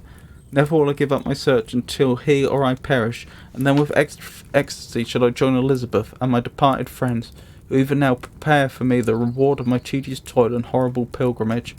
As I still pursued my journey to the northward, the snows thickened and the cold increased in a degree almost too severe to support. The peasants were shut in their hovels, and only a few of the most hardy ventured forth to seize the animals whom starvation had forced from their hiding places to seek for prey. The rivers were covered with ice, and no fish could be procured, and thus I was cut off from my chief article of maintenance. The triumphs of my enemy increased with the difficulty of my labours. One inscription that he left was in these words: Prepare, your toils only begin. Wrap yourself in furs and provide food, for you shall soon enter upon a journey where your suffering will satisfy my everlasting hatred. My courage and perseverance were invigorated by these scoffing words. I resolved not to fail in my purpose, and calling on heaven to support me, I continued with unabated fervour to traverse immense deserts unto the ocean, until the ocean appeared at a distance, and formed the utmost boundary of the horizon. Oh, how unlike it was to the blue skies of the south, covered with ice, was only to be distinguished by land by its superior wildness and ruggedness. The Greeks wept for joy when they beheld the Mediterranean from the hills of Asia, and hailed with rapture the boundary of their toils. I did not weep, but I knelt down, and with a full heart thanked my guiding spirit for conducting me in safety to the place where I hoped, notwithstanding my adversary's jibe, to meet and grapple with him. Some weeks before this period I had procured a sledge and dogs, and thus traversed the snows with inconceivable speed. I know not whether the fiend possessed the same advantages, but I found that, as before, I had daily lost ground in the pursuit, and now gained on him, so much so that when I first saw the ocean he was but one day's journey in advance, and I hoped to intercept him before he should reach the beach. With new courage, therefore, I pressed on, and in 2 days arrived at a wretched hamlet on the seashore, inquired of the inhabitants concerning the fiend, and gained accurate information. A gigantic monster, they said, had arrived the night before, armed with a gun and many pistols. Putting to flight the inhabitants of a solitary cottage, through fear of his terrific appearance, he had carried off their store of winter food, and placing it in the sledge, to draw which he had seized on an enormous drove of trained dogs, he had harnessed them, and the same night, to the joy of the horror-struck villagers, had pursued his journey across the sea in a direction that led to no land, and they conjectured that he must speedily be destroyed by the breaking of the ice, or frozen by the eternal frosts. On hearing this information, I suffered a temporary access of despair. He had escaped me, and I must commence a destructive and almost endless journey across the mountainous ice of the ocean, amidst colds that few of the inhabitants could long endure, and which I, the native of a genial and sunny climate, could not hope to survive. Yet at the idea that the fiend should live and be triumphant, my rage and vengeance returned, and like a mighty tide overwhelmed every other feeling. After a slight repose, during which the spirits of the dead hovered round, and instigated me to toil on revenge, I prepared for my journey. I exchanged my land sledge for one fashioned for the inequities of the frozen ocean, and purchasing a plentiful stock of provisions, I departed from land. I cannot guess how many days have passed since then, but I have endured misery, which nothing but the eternal sentiment of a just retribution burning with my heart could have enabled me to support. Immense and rugged mountains of ice often barred up my passage, and I often heard the thunders of the ground ocean which threatened my destruction, but again the frost came and made the paths of the ocean secure. By the quantity of provision which I had consumed, I should guess that it had passed 3 weeks in this journey, and the continual protraction of hope returning back upon the heart often wrung bitter drops of despondency and grief from my eyes. Despair had indeed almost secured her prey, and I should soon have sunk beneath this misery, once after the poor animals that conveyed me had with incredible toil gained the summit of a sloping ice mountain, and one, sinking under his fatigue, died. I viewed the expanse before me with anguish, when suddenly my eye caught a dark speck upon the dusky plain. I strained my eyes to discover what it could be, and uttered a wild cry of ecstasy when I distinguished a sledge, and with the distorted proportions of a well-known form within. Oh, with what a burning gush did hope revisit my heart! Warm tears filled my eyes, which I hastily wiped away, that they might not intercept the view I had of the demon. But still my sight was dimmed by the burning drops, until, giving way to emotions that oppressed me, I wept aloud. But this was not the time for delay. I disencumbered the dogs of the dead companion, gave them a plentiful portion of food, and after an hour's rest, which was absolutely necessary, and yet which was bitterly irksome to me, I continued my route. The sledge was still visible, nor did I again lose sight of it, except at the moments when for a short time some ice rock concealed it with its intervening crags. Indeed, perceptibly gained on it, and when after nearly 2 days' journey I beheld my enemy at no more than a mile distant, my heart bounded within me. But now, when I appeared almost within grasp of my foe, my hopes were suddenly extinguished, and lost all trace of him more utterly than I had ever done before. A ground sea was heard. The thunder of its progress, as the waters rolled and swelled beneath me, became every moment more ominous and terrific. I pressed on, but in vain. The wind arose, the sea roared, and with the mighty shock of an earthquake it split and cracked with a tremendous and overwhelming sound. The work was soon finished. In a few minutes a tumultuous sea rolled between me and my enemy, and I was left drifting on a scattered piece of ice that was continually lessening and thus preparing for me a hideous death. In this manner many appalling hours passed. Several of my dogs died, and I myself was about to sink under the accumulation of distress when I saw your vessel riding at anchor and holding forth to me hopes of succour and life. I had no conception that vessels ever came so far north. I was astounded at the sight. I quickly destroyed part of my sledge to construct oars, and by these means was enabled with infinite fatigue to move my ice raft in the direction of your ship. I determined, if you were going southward, still to trust myself to the mercy of the seas rather than abandon my purpose. I hoped to induce you to grant me a boat with which I could pursue my enemy, but your direction was northwards. You took me on board when my vigour was exhausted, and I should soon have sunk under my multiplied hardships into a death which I still dread, for my task is unfulfilled. Oh, when will my guiding spirit and conductor me to the demon allow me the rest I so much desire, or must I die, and he yet live? If I do, swear to me, Walton, that he shall not escape, that you will seek him and satisfy my vengeance in his death. I do not dare to ask of you to undertake my pilgrimage, to endure the hardships I have undergone. No, I am not so selfish. Yet when I am dead, if he should appear, if the ministers of vengeance should conduct him to you, swear that he shall not live. Swear that he shall not triumph over my accumulated woes, and survive to add to the list of his dark crimes. He is eloquent and persuasive, and once his words had even power over my heart, but trust him not. His soul is as hellish as his form, full of treachery and fiend-like malice. Hear him not. Call on the names. That says mans, but I'm pretty sure that should be names.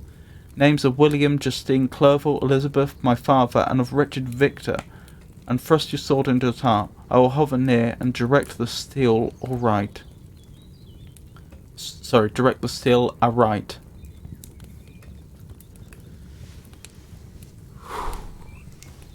So I think we now return to Captain Walton's perspective. This appears to be another letter, presumably to his sister. Walton, in continuation. You've read this strange and terrific story, Margaret, and do you not feel your blood congeal with horror like that which even now curdles mine? Sometimes, seized with sudden agony, he could not continue his tale. At others his voice broken yet piercing, uttered with difficulty the words so replete with anguish. His fine and lovely eyes were now lightened up with indignation, now subdued to downcast sorrow and quenched in infinite wretchedness. Sometimes he commanded his countenance and tones, and related the most horrible incidents with a tranquil voice, suppressing every mark of agitation. Then, like a volcano bursting forth, his face would suddenly change to an expression of the wildest rage as he shrieked out imprecations on his persecutor. Imprecations.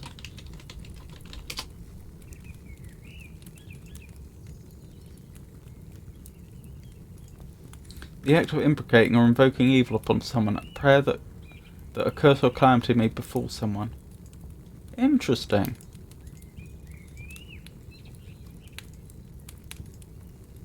Imprecation. His tale is connected and told with an appearance of the simplest truth. Yet I own to you that the letters of Felix and Sapphi which he showed me, and the apparition of the monster seen from our ship, brought to me a greater conviction of the truth of his narrative than his asseverations. Asseverations.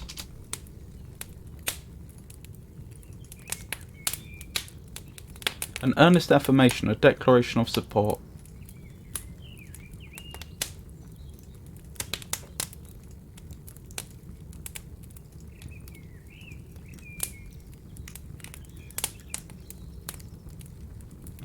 However earnest and connected, such a monster has then really existence. I cannot doubt it, yet I am lost in surprise and admiration.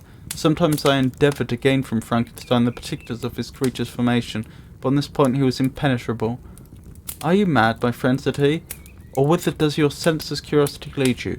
Would you also create for yourself in the world a demoniacal enemy? Peace, peace! Learn my miseries, and do not seek to increase your own." Frankenstein discovered that I made notes concerning his history. He asked a seaman, and then himself corrected and augmented them in many places, principally in giving the life and spirit to the conversations he held with his enemy. "Since you have preserved my narration," said he, "I would not that a mutilated one should go down to posterity." Thus has a week passed away, while I have listened to the strangest tale that ever imagination formed. My thoughts and every feeling of my soul have been drunk up by the interest for my guest, which this tale and his own elevated and gentle manners have created. I wish to soothe him, yet can I console one so infinitely miserable, so destitute of every hope of consolation, to live? Oh no, the only joy that he can now know will be when he composes his shattered spirit to peace and death. He enjoys one comfort, the offspring of solitude and delirium. He believes that when in dreams he holds converse with his friends, and derives from that communion consolation for his miseries, or excitement to his vengeance, that they are not the creations of his fancy, but the beings themselves who visit him from the regions of a remote world. This face gives him a solemnity to his reveries that render them to me almost as imposing and interesting as the truth.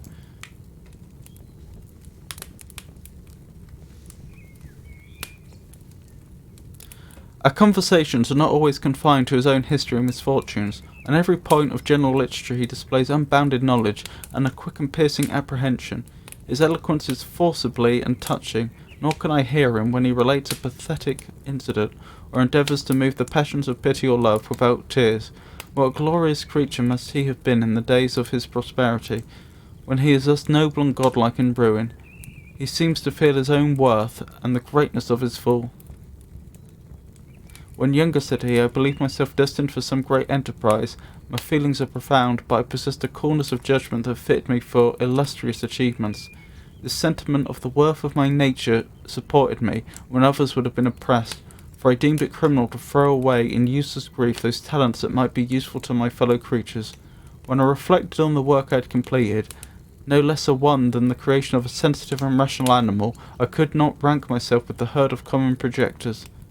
But this thought, which supported me in the commencement of my career, and serves only to plunge me lower in the dust, all my speculations and hopes are as nothing, and, like the archangel who aspired to omnipotence, I am chained in an eternal hell." That is a reference to Satan. In particular, I believe that is the story of Paradise Lost by John Milton.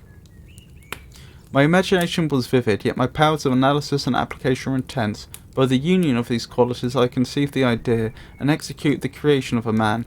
Even now I cannot recollect without passion my reveries while the work was incomplete. I trod heaven in my thoughts, now exulting in my powers, now burning with the idea of their effects. From my infancy I was imbued with high hopes and a lofty ambition, but how I am sunk! Oh, my friend, if you had known me as I once was, you would not recognize me in this state of degradation. Despondency rarely visited my heart. A high destiny seemed to bear me on until I fell, never, never again to rise. Must I then lose this admirable being? I have longed for a friend. I have sought one who would sympathize with and love me. Behold, on these desert seas I found such a one, but I fear I have gained him only to know his value and lose him. I would reconcile him to life, but he repulses the idea.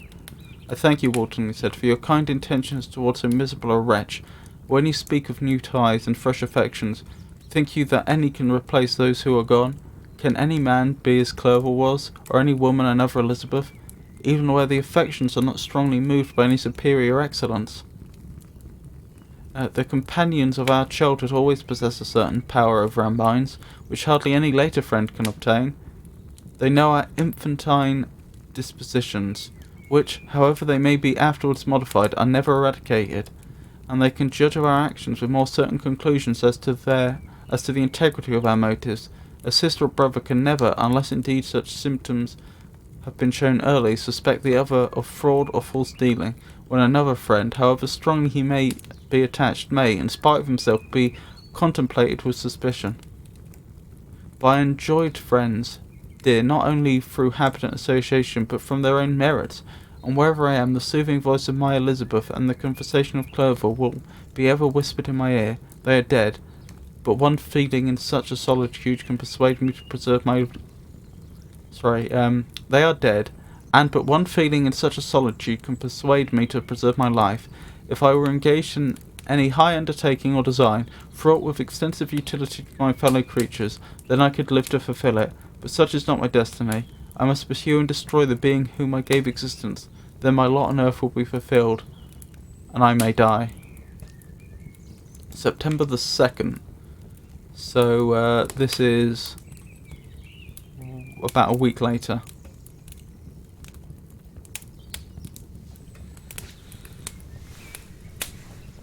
My beloved sister, I write you, encompassed by peril and ignorant whether I am ever doomed to see again dear England, and the dearer friends that inhabit it.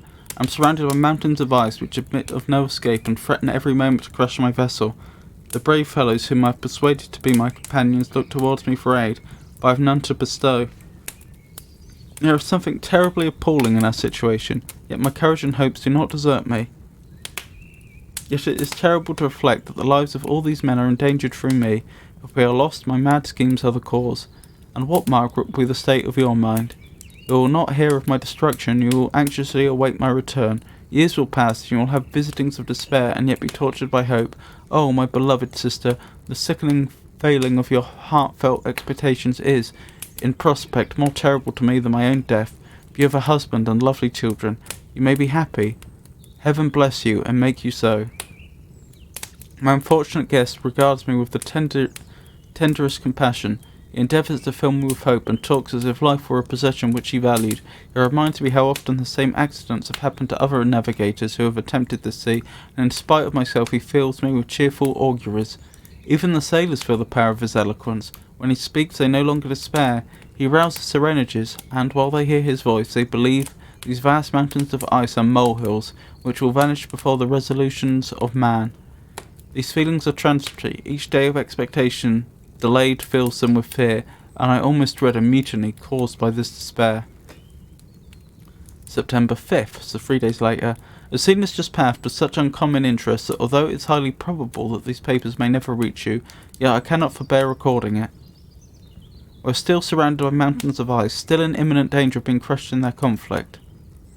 The cold is excessive, and many of my unfortunate comrades have already found a grave amidst the scene of dissolution. Oh dear. Frankenstein has daily declined in health. A feverish fire still glimmers in his eyes, but he is exhausted, and when suddenly roused to any exertion, he speedily sinks again into apparent lifelessness. I mentioned in my last letter the fears I entertained of mutiny. This morning, as I sat watching the wan countenance of my friend, his eyes half closed and his limbs hanging listlessly, I was roused by half a dozen of the sailors, who demanded admission into the cabin. They entered, and their leader addressed me. He told me that he and his companions had been chosen by the other sailors to come in deputation to me, to make me a requisition, which injustice I could not refuse. We were immured in ice, and should probably never escape, but they feared that if, as was possible, the ice should dissipate, and a free passage be opened, I should be rash enough to continue my voyage. What do they mean by requisition?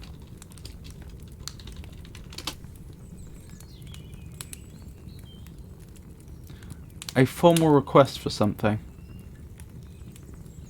That which is required by authority, especially as a quota of supplies or necessaries. A call, an invitation, a summons.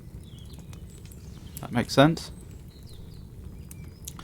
And lead them into fresh dangers, after they might happily have surmounted this. They insisted, therefore, that I should engage with a solemn promise that if the vessel should be freed, I would instantly direct my course southward.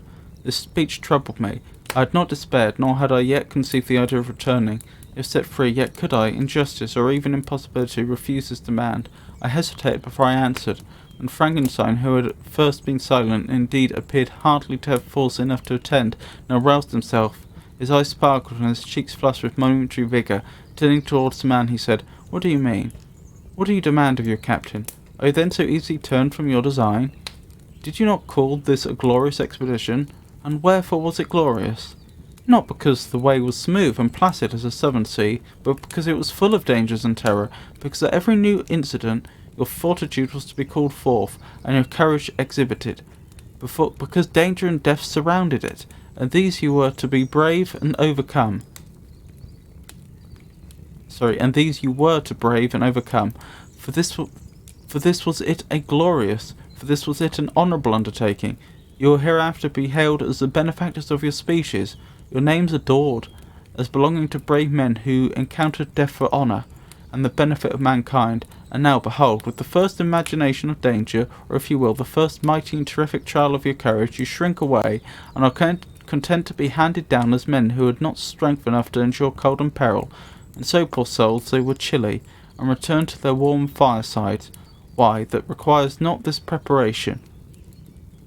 Ye need not have come thus far, and dragged your captain to the shame of a defeat, merely to prove yourself cowards. Oh, be men, or be more than men, be steady to your purposes, and firm as a rock. This ice is not made of such stuff as your hearts may be.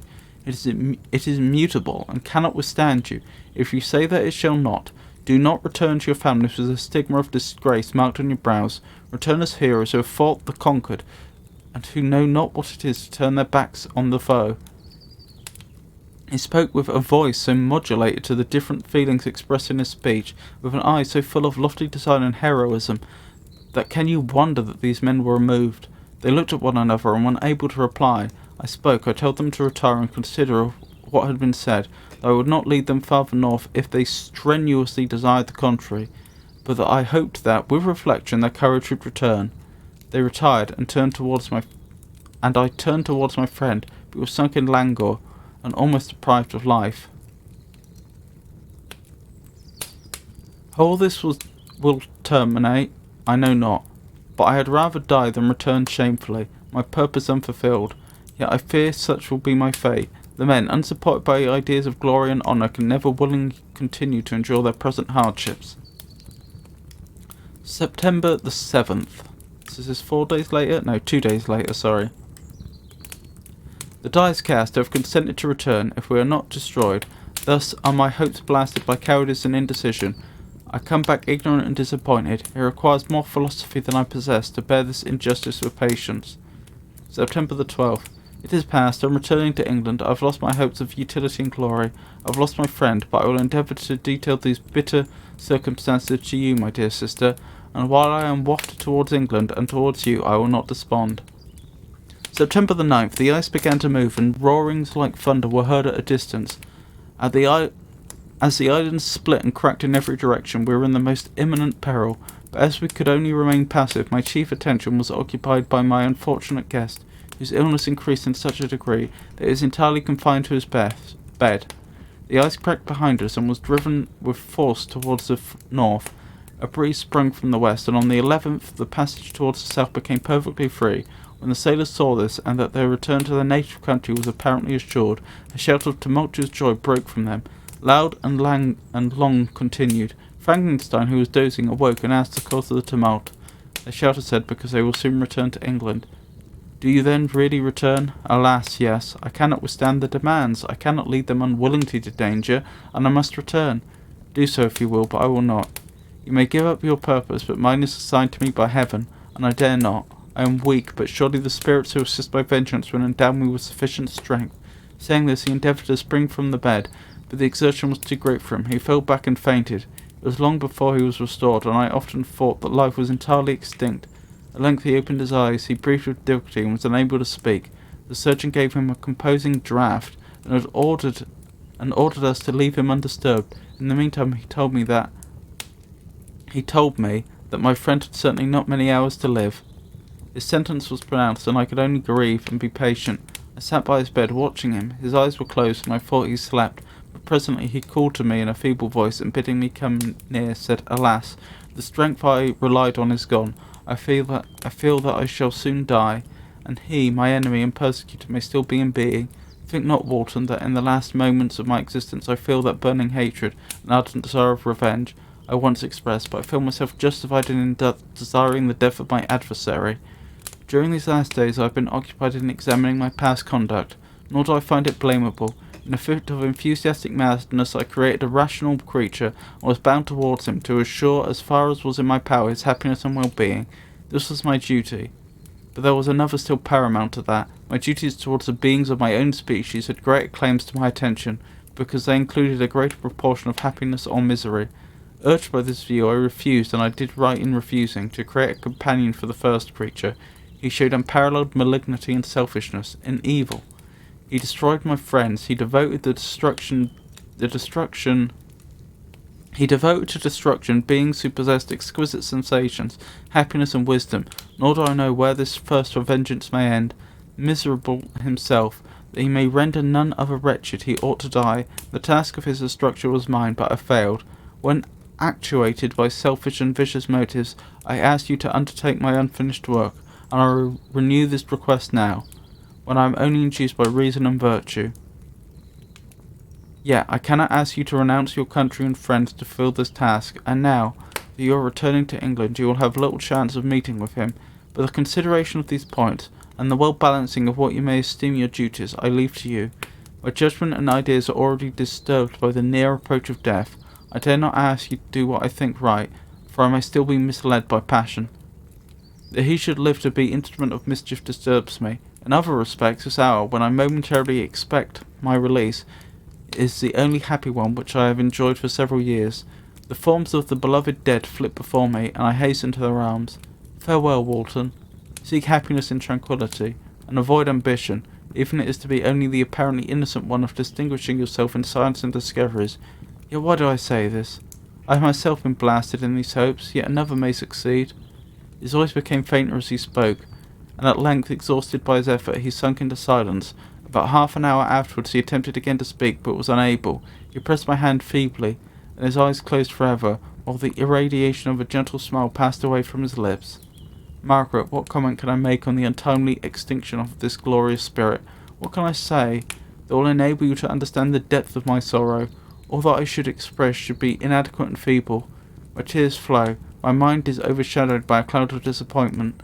But I journey towards England, and I may there find consolation. Uninterrupted. What do these sounds portend? It is midnight. The breeze blows fairly, and the watch on decks scarcely stir. Again there is a sound as of a human voice, but hoarser. It comes from the cabin where the remains of Frankenstein still lay. I must arise and examine. Good night, my sister. Great God, what a scene has just taken place. I am yet dizzy with the remembrance of it. I hardly know whether I shall have the power to detail it, yet the tale which I have recorded would be incomplete without this final and wonderful catastrophe. I entered the cabin, where lay the remains of my ill-fated and admirable friend. Over him hung a form which I cannot find words to describe. Gigantic in stature, yet uncouth and distorted in its proportions. As he hung over the coffin, his face was concealed by long locks of ragged hair, but one vast hand was extended, in colour and apparent texture like that of a mummy. When he heard the sound of my approach, he ceased to utter exclamations of grief and horror, and sprang towards the window. Never did I behold a vision so horrible as his face, of such loathsome yet appalling hideousness.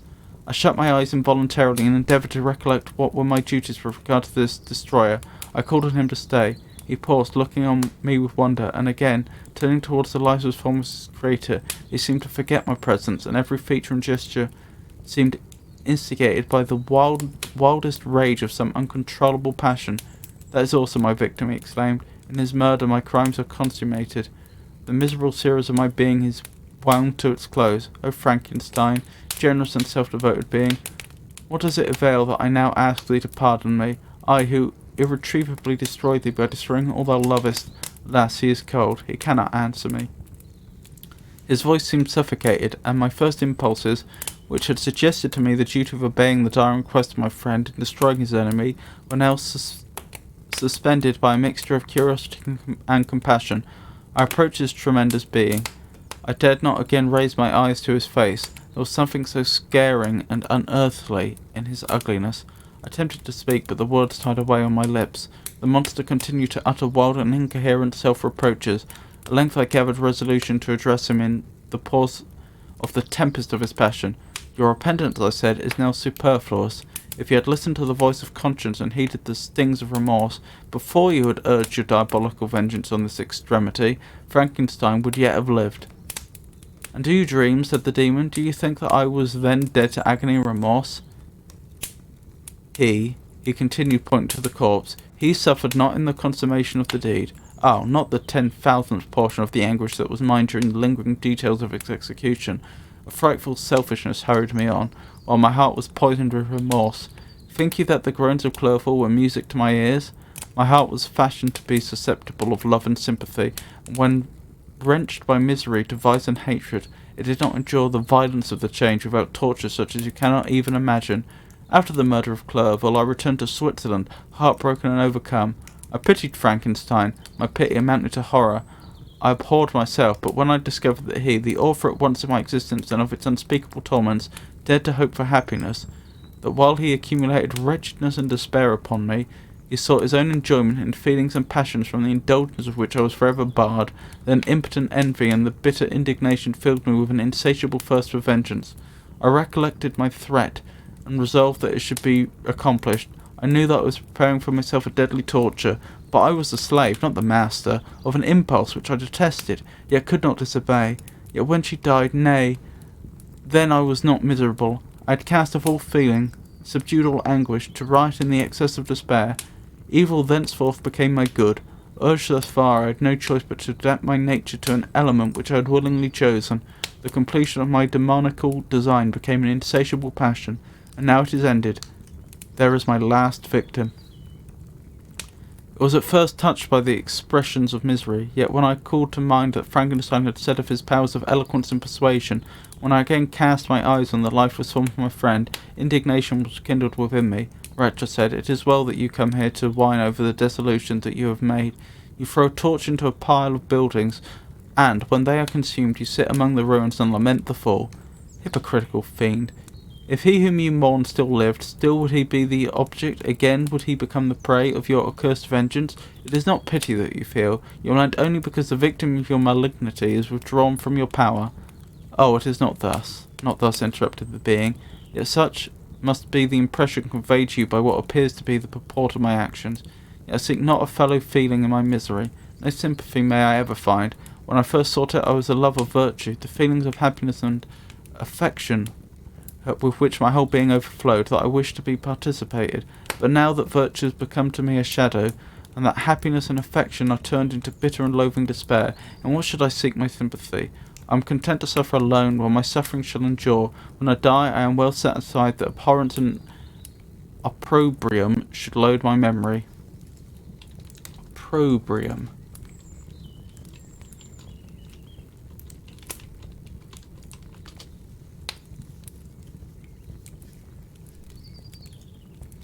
A cause or object or situation of disgrace or shame. Disgrace or bad reputation arising from exceedingly shameful behaviour. Ignominy.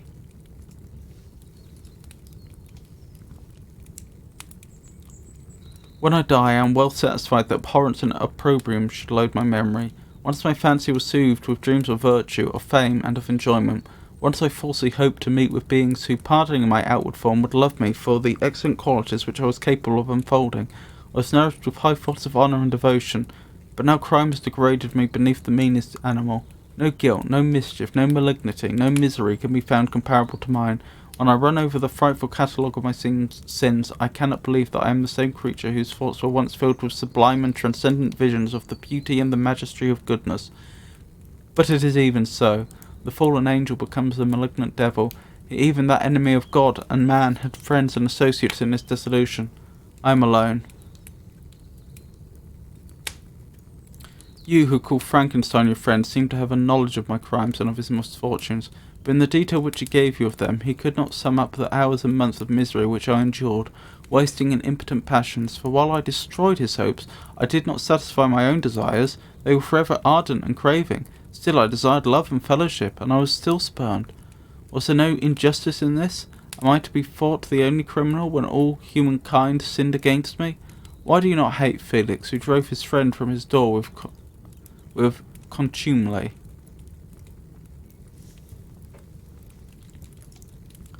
Contumely.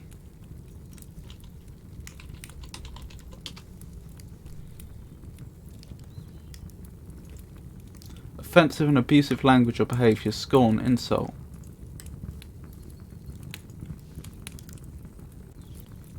Why do you not execrate the rustic who sought to destroy the saviour of his child? Execrate.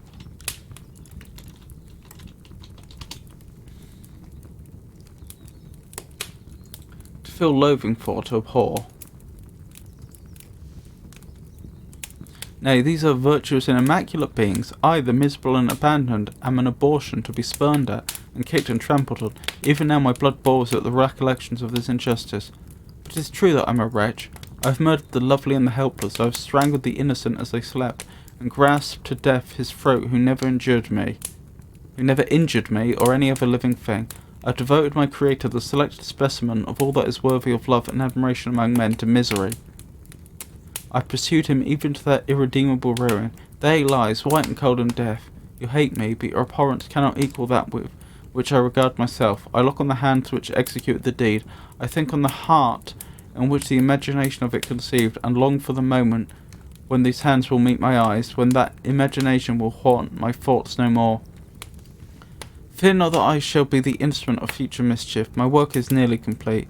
Neither yours nor any man's death is needed to consummate the series of my being, and accomplish that which must be done, but it requires my own. Do you not think that I shall be slow to perform this sacrifice? I shall quit your vessel on the ice raft which brought me thither, and shall seek the most northern extremity of the globe. I shall collect my funeral pyre and consume to ashes this miserable frame, that its remains may afford no light to any curious and unhallowed wretch who would create such another as I have been. I shall die. I shall no longer feel the agonies which now consume me, or be the prey of feelings unsatisfied yet unquenched. He is dead who called me into being, and when I shall be no more, the very remembrance of us both will speedily vanish. I shall no longer see the sun or stars, or feel the winds play on my cheeks. Light, healing, and sense will pass away, and in this condition must I find my happiness. 7 years ago, when the images which this world affords first opened upon me, when I felt the cheering warmth of summer and heard the rustling of the leaves and the warbling of the birds, and these were all to me, I should have wept to die. Now it is my only consolation. Polluted by crimes and torn by the bitterest remorse, where can I find rest but in death? Farewell, I leave you, and in the last of humankind whom these eyes will ever behold. Farewell, Frankenstein. If thou wert yet alive, and yet cherished a desire of revenge against me, it would be better satiated in my life than in my destruction. But it was not so. Thou didst seek my extinction, that I might not cause greater wretchedness, and if yet, in some mode unknown to me, thou hadst not ceased to think and feel, Thou wouldest not desire against me a vengeance greater than that which I feel.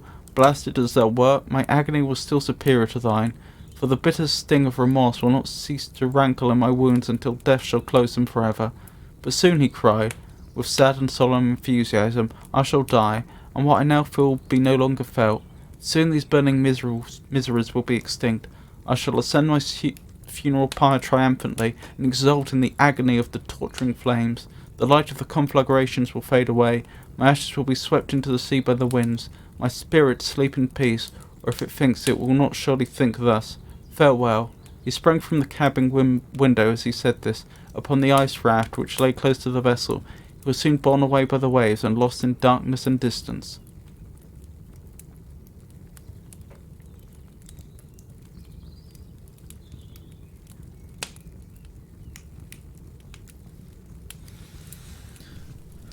Goodness. So that's it then.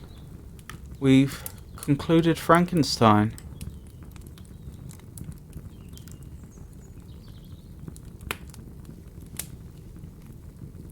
Certainly a much more mature and interesting story than one might think based on modern adaptations.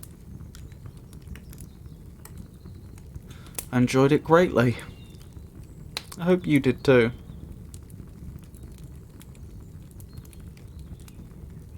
No idea what will be next. I'll have to come up with something else to start reading next week, I suppose.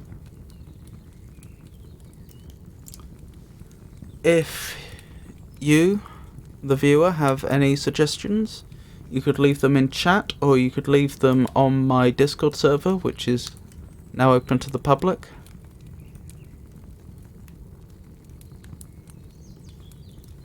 Anyway, we'd best move on to the riddles now.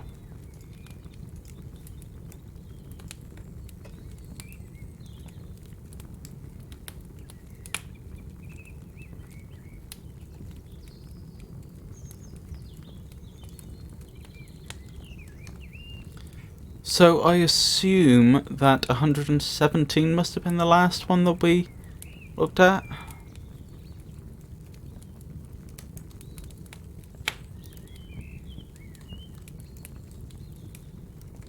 Yes, I think so. I don't recognise much of I don't recognise 118, so it was probably 117. Which is as follows. When soul through Ares drives his brilliant car, and hostile bosoms kindle for the war, when softer souls to sweeter pleasures rove, and melt in raptures with Idalian love, when blooming nature to the eye displays its pleasing pride a thousand wanton ways, then longing mortals with impatience wait for my approach, which is as sure as fate. You'll ask from whence this expectation springs, or what the blessings that my presence brings. 'Tis this, when I appear they boldly lie, and teach each other with impunity. Practice strange frauds, and what you'll scarce believe, they thought it the brightest men who most deceive. Oh, here a hapless wretch with uplift eyes thanks his kind stars, and grasps the tempting prize. But oh, what changes on our actions wait, what sudden scenes in life's fallacious state. Deluded fool, the bait which looked so fair now turns to filth or flits away like air. Then straight a lurking crew themselves disclose, mock at his shame and triumph at his woes. But least I seem of the fictitious kind, or virtue, vice, or passion of the mind. No, I'm the eldest of a numerous race, and as my birthright claim the leading place. My younger brethren in a train like geese pursue but keep unequal distances, and one can at a time be seen, such as imperious curtains drawn between. Alike we are in shapes, alike in name, yet no illustrious acts my brethren claim. But passion's rules with such imperious sway, yet oft change continents 10 times a day. Sometimes a glittering face with charms appear, sometimes a lowering brow bedewed with tears. Behold enough, one cries, nay this be shown, I'm gladly seen by all, yet felt by none. And the solution to that riddle was the month of April. Specifically, there's quite a lot of references to April Fool's Day, April the 1st. So, our first new riddle, or the first riddle we haven't yet looked at, is 118. From the womb of the earth I challenge my birth, from ladies' fair fingers my frame. I vary as oft as Luna aloft, yet always continue the same. In winter I'm hot, in summer I'm not, yet feel I no great alteration. I played least in sight, as full well I might, in the time of the grand usurpation. That's probably during the Regency, not the Regency, the interregnum. I have flesh I must own without any bone, I have a tongue that never speaks any treason.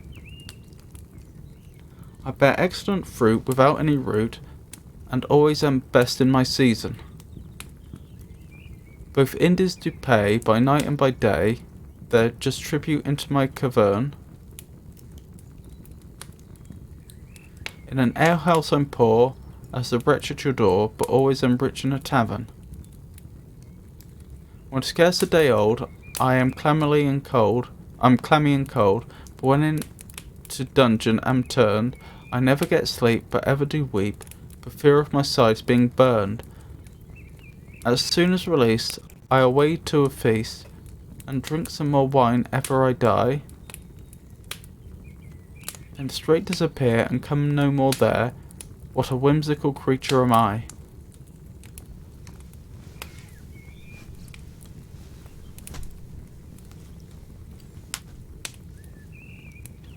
Indeed.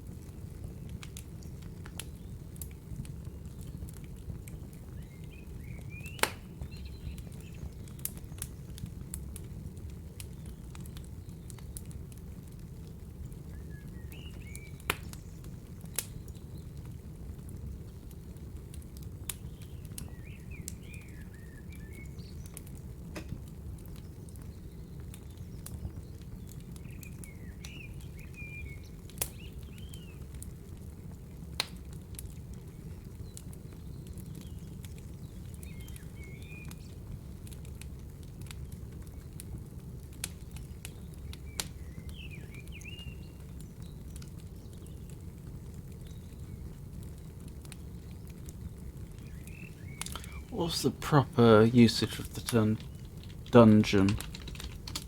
Because I seem to remember that was a word which, in its modern usage, is...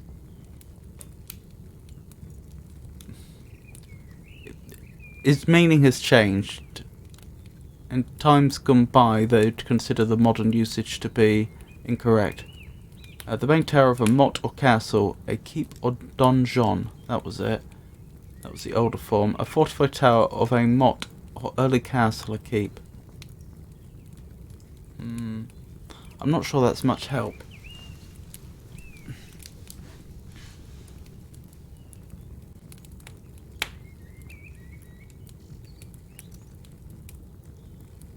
I wonder what they consider the distinction between an alehouse and a tavern to be.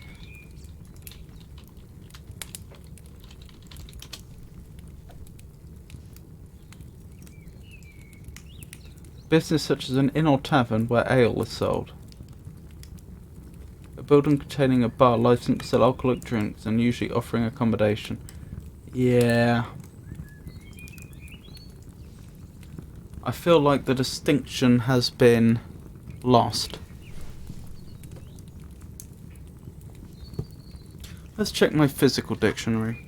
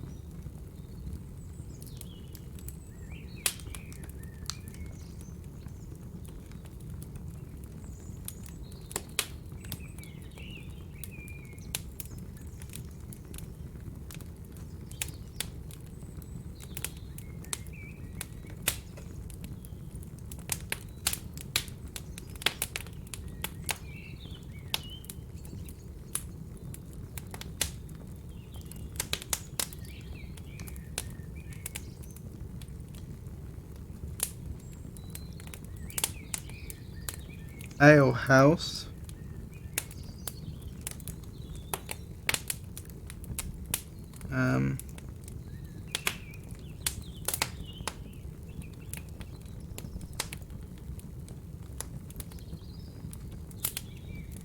Where ale is retailed.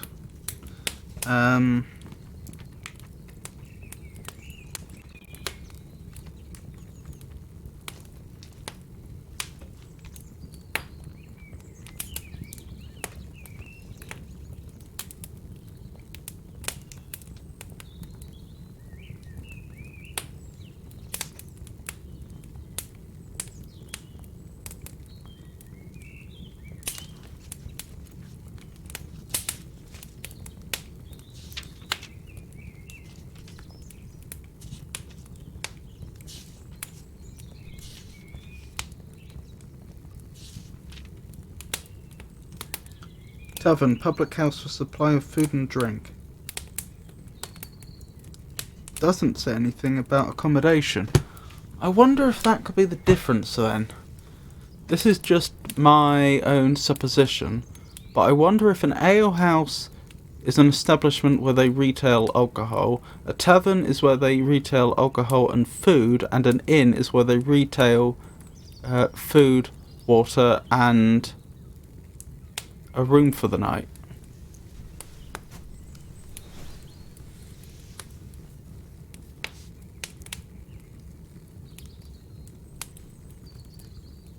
In an alehouse I'm poor as the rich at your door, but always am rich in a tavern.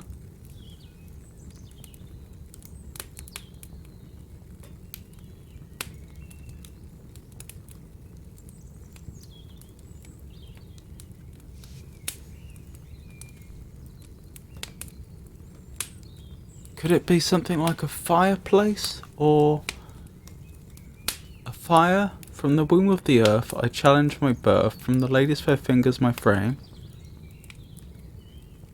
I bear it as oft as lunar aloft, yet always continue the same.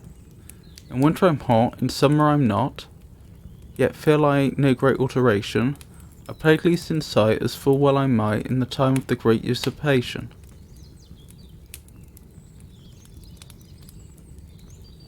I have flesh I must own, without any bone. I have a tongue that never spoke any treason, while flames have a tongue.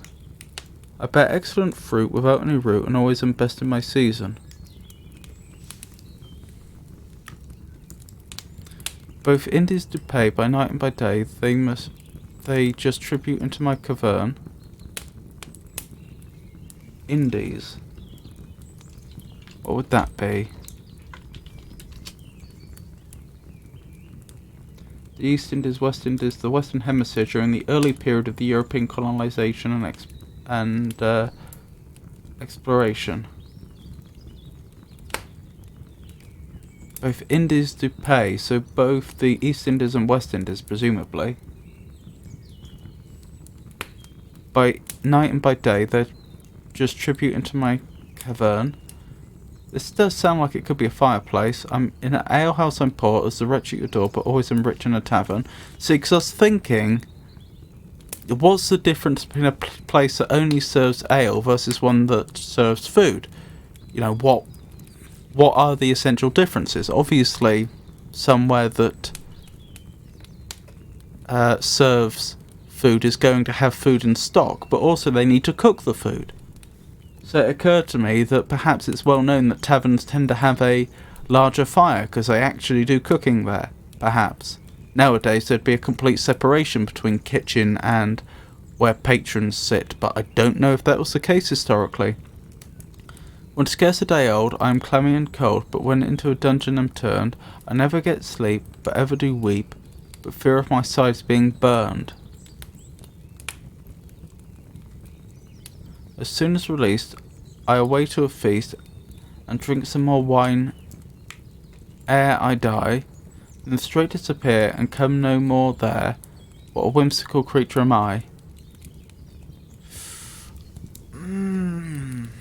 It doesn't quite figure, does it? I could be wrong, but I feel like I'm adjacent to the right answer.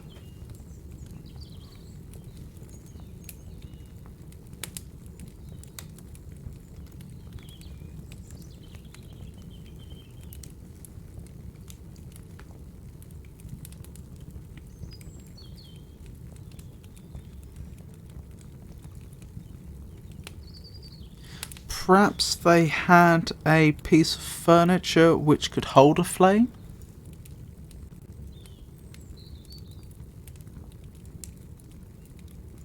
Oh, what's it called? There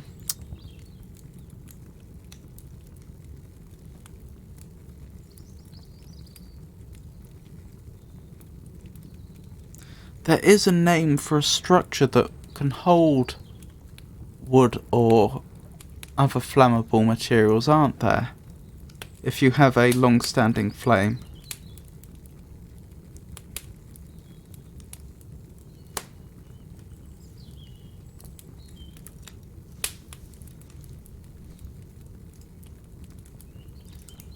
Am I thinking of crucible, or is that more to do with chemistry? A cup-shaped piece of laboratory equipment used to contain chemical compounds when heating them to a very high temperatures. A heat-resistant container in which metals are melted, usually at temperatures above 500 degrees C, commonly made of graphite with clay as a binder. The bottom and hottest part of a blast furnace, the hearth. A very difficult and trying experience that acts as a refining or hardening process.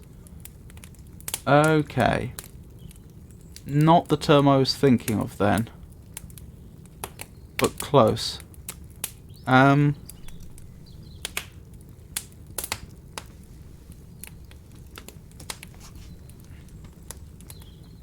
It's not pyre, because pyre would be like a wood that's been... a structure made of wood that's been piled high.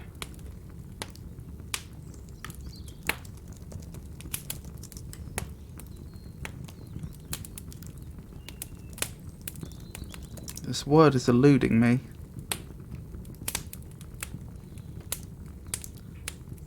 Cauldron, not quite. Close though.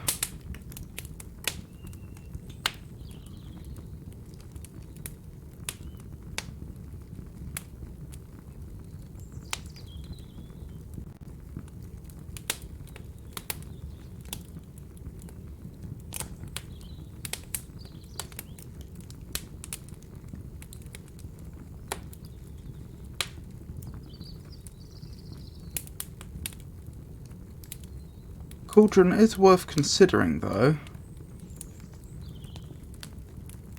Possibly I should reread it with that in mind. But that's still not the word I was thinking of.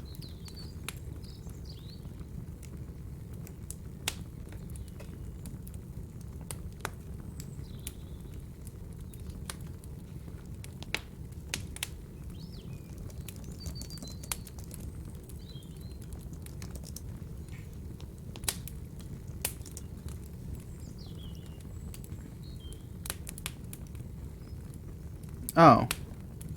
Apparently there's a thing called a fire pot.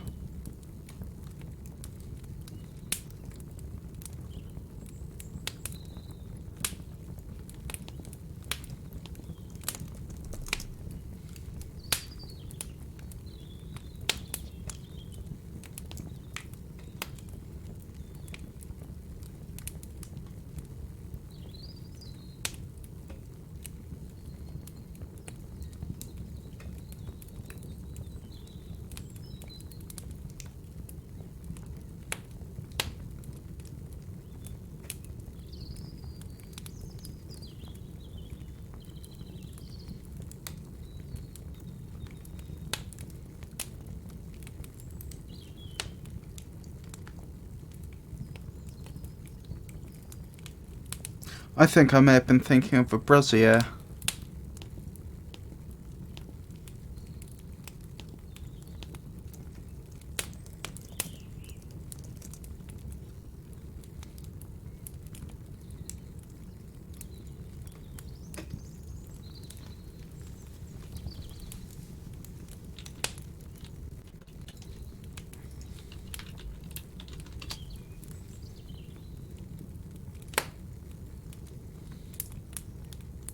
An upright standing or hanging metal bowl used for holding burning coal for a source of light or heat. That's probably what I was thinking of.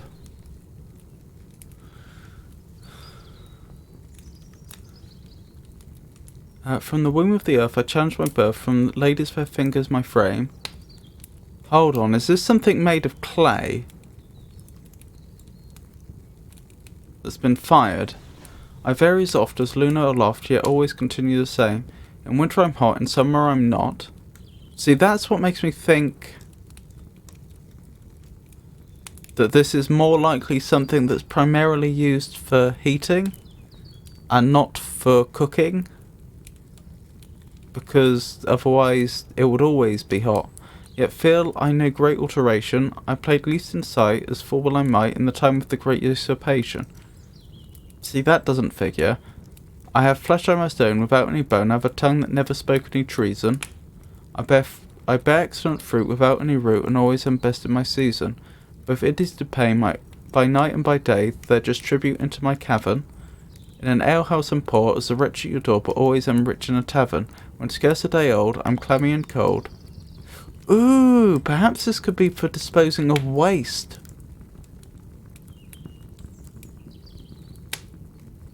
So food that, perhaps that's somewhere where they would pour food which is left over. When scarce a day old, I am clammy and cold, but when into a dungeon I'm turned, I never get sleep, but ever do weep, for fear of my sides being burned. See, this sounds like a description of the firing process, and dungeon is metaphorical. That's inside the oven. As soon as released, I am away to a feast, and drink some more wine ere I die, straight disappear, and come no more there. What a whimsical creature am I.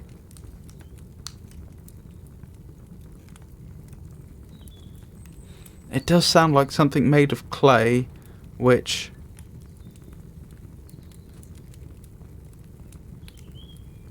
has some ceremonial purpose, but not entirely.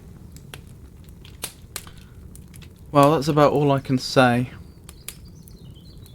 I can't think more precisely, so let's find out. That's 118, I believe.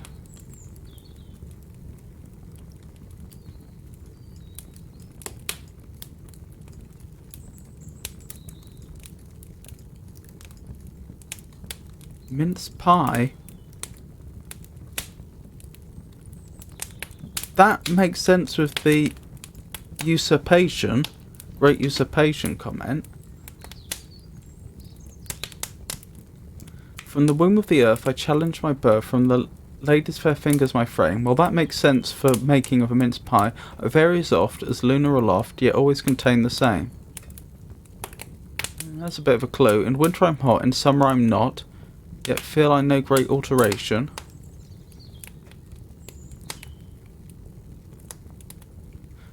That's contextual knowledge I wouldn't have known. I played least in sight, as full well I might, in the time of the great usurpation. Makes sense. I have flesh I must own, without any bone. I have a tongue that never spoke any treason. So it's not the tongue of a flame. Perhaps they were putting animal tongue into their mince pies, otherwise I'm not sure what that's a reference to. Unless it's just the way that they folded the pastry or something. I bear excellent fruit without any root, and always am best in my season. Okay, that's clever. That is clever. But if it is to pay by night and by day, they're just tribute into my cavern. Oh, spices! In an alehouse I'm poor, as the wretch at your door, but always am rich in a tavern. Again, the difference between serving food and not, presumably. I'm guessing that's what this is about. It could be that alehouses were just a low end of the range taverns. You know, perhaps you just, you know, if it's a cheap place you call it an alehouse, if it's an upmarket place you call it a tavern.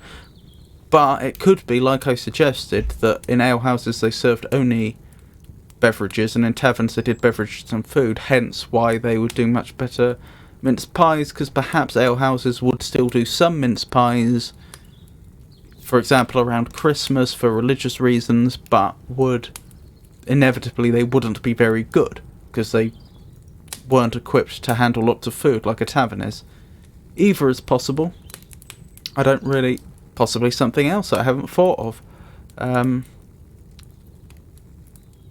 Not straightforward to look up now, though, I wouldn't have thought.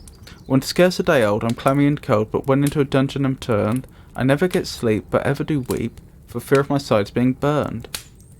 So weep is going to be giving off liquids. Clammy and cold is going to be when the pastry's not been cooked yet. But when scarce a day old. So are they actually making these over a period of time? Like they prepare them one day and then cook them all the next or something? That would be interesting if true. As soon as released, I away to a feast and drink some more wine ere I die. That makes sense. Because they get, you might... Well, by the time they're cooked, you wouldn't add wine, would you? So actually, I'm not sure what that's a reference to. You would add wine before cooking it, surely. Then straight disappear, and come none will there. What a whimsical creature am I. In retrospect, the parts of this that make sense, I think, are quite clever. And it's a shame that I didn't get it. But the parts which don't fully figure are fascinating. It suggests certain cultural knowledge that, if it hasn't been lost, at the very least, I don't know. Anyway, looking at the time, we should probably stop there. So thank you everyone for coming. I hope you enjoyed the stream. As I say, next week I'll have to come up with something else for us to read through, now that we've finished Frankenstein. I will also be streaming Friday, Saturday, and next Monday. All of those streams are almost certainly going to be more Disco Elysium. I get the impression this is going to be quite a long game that we'll be doing for a while.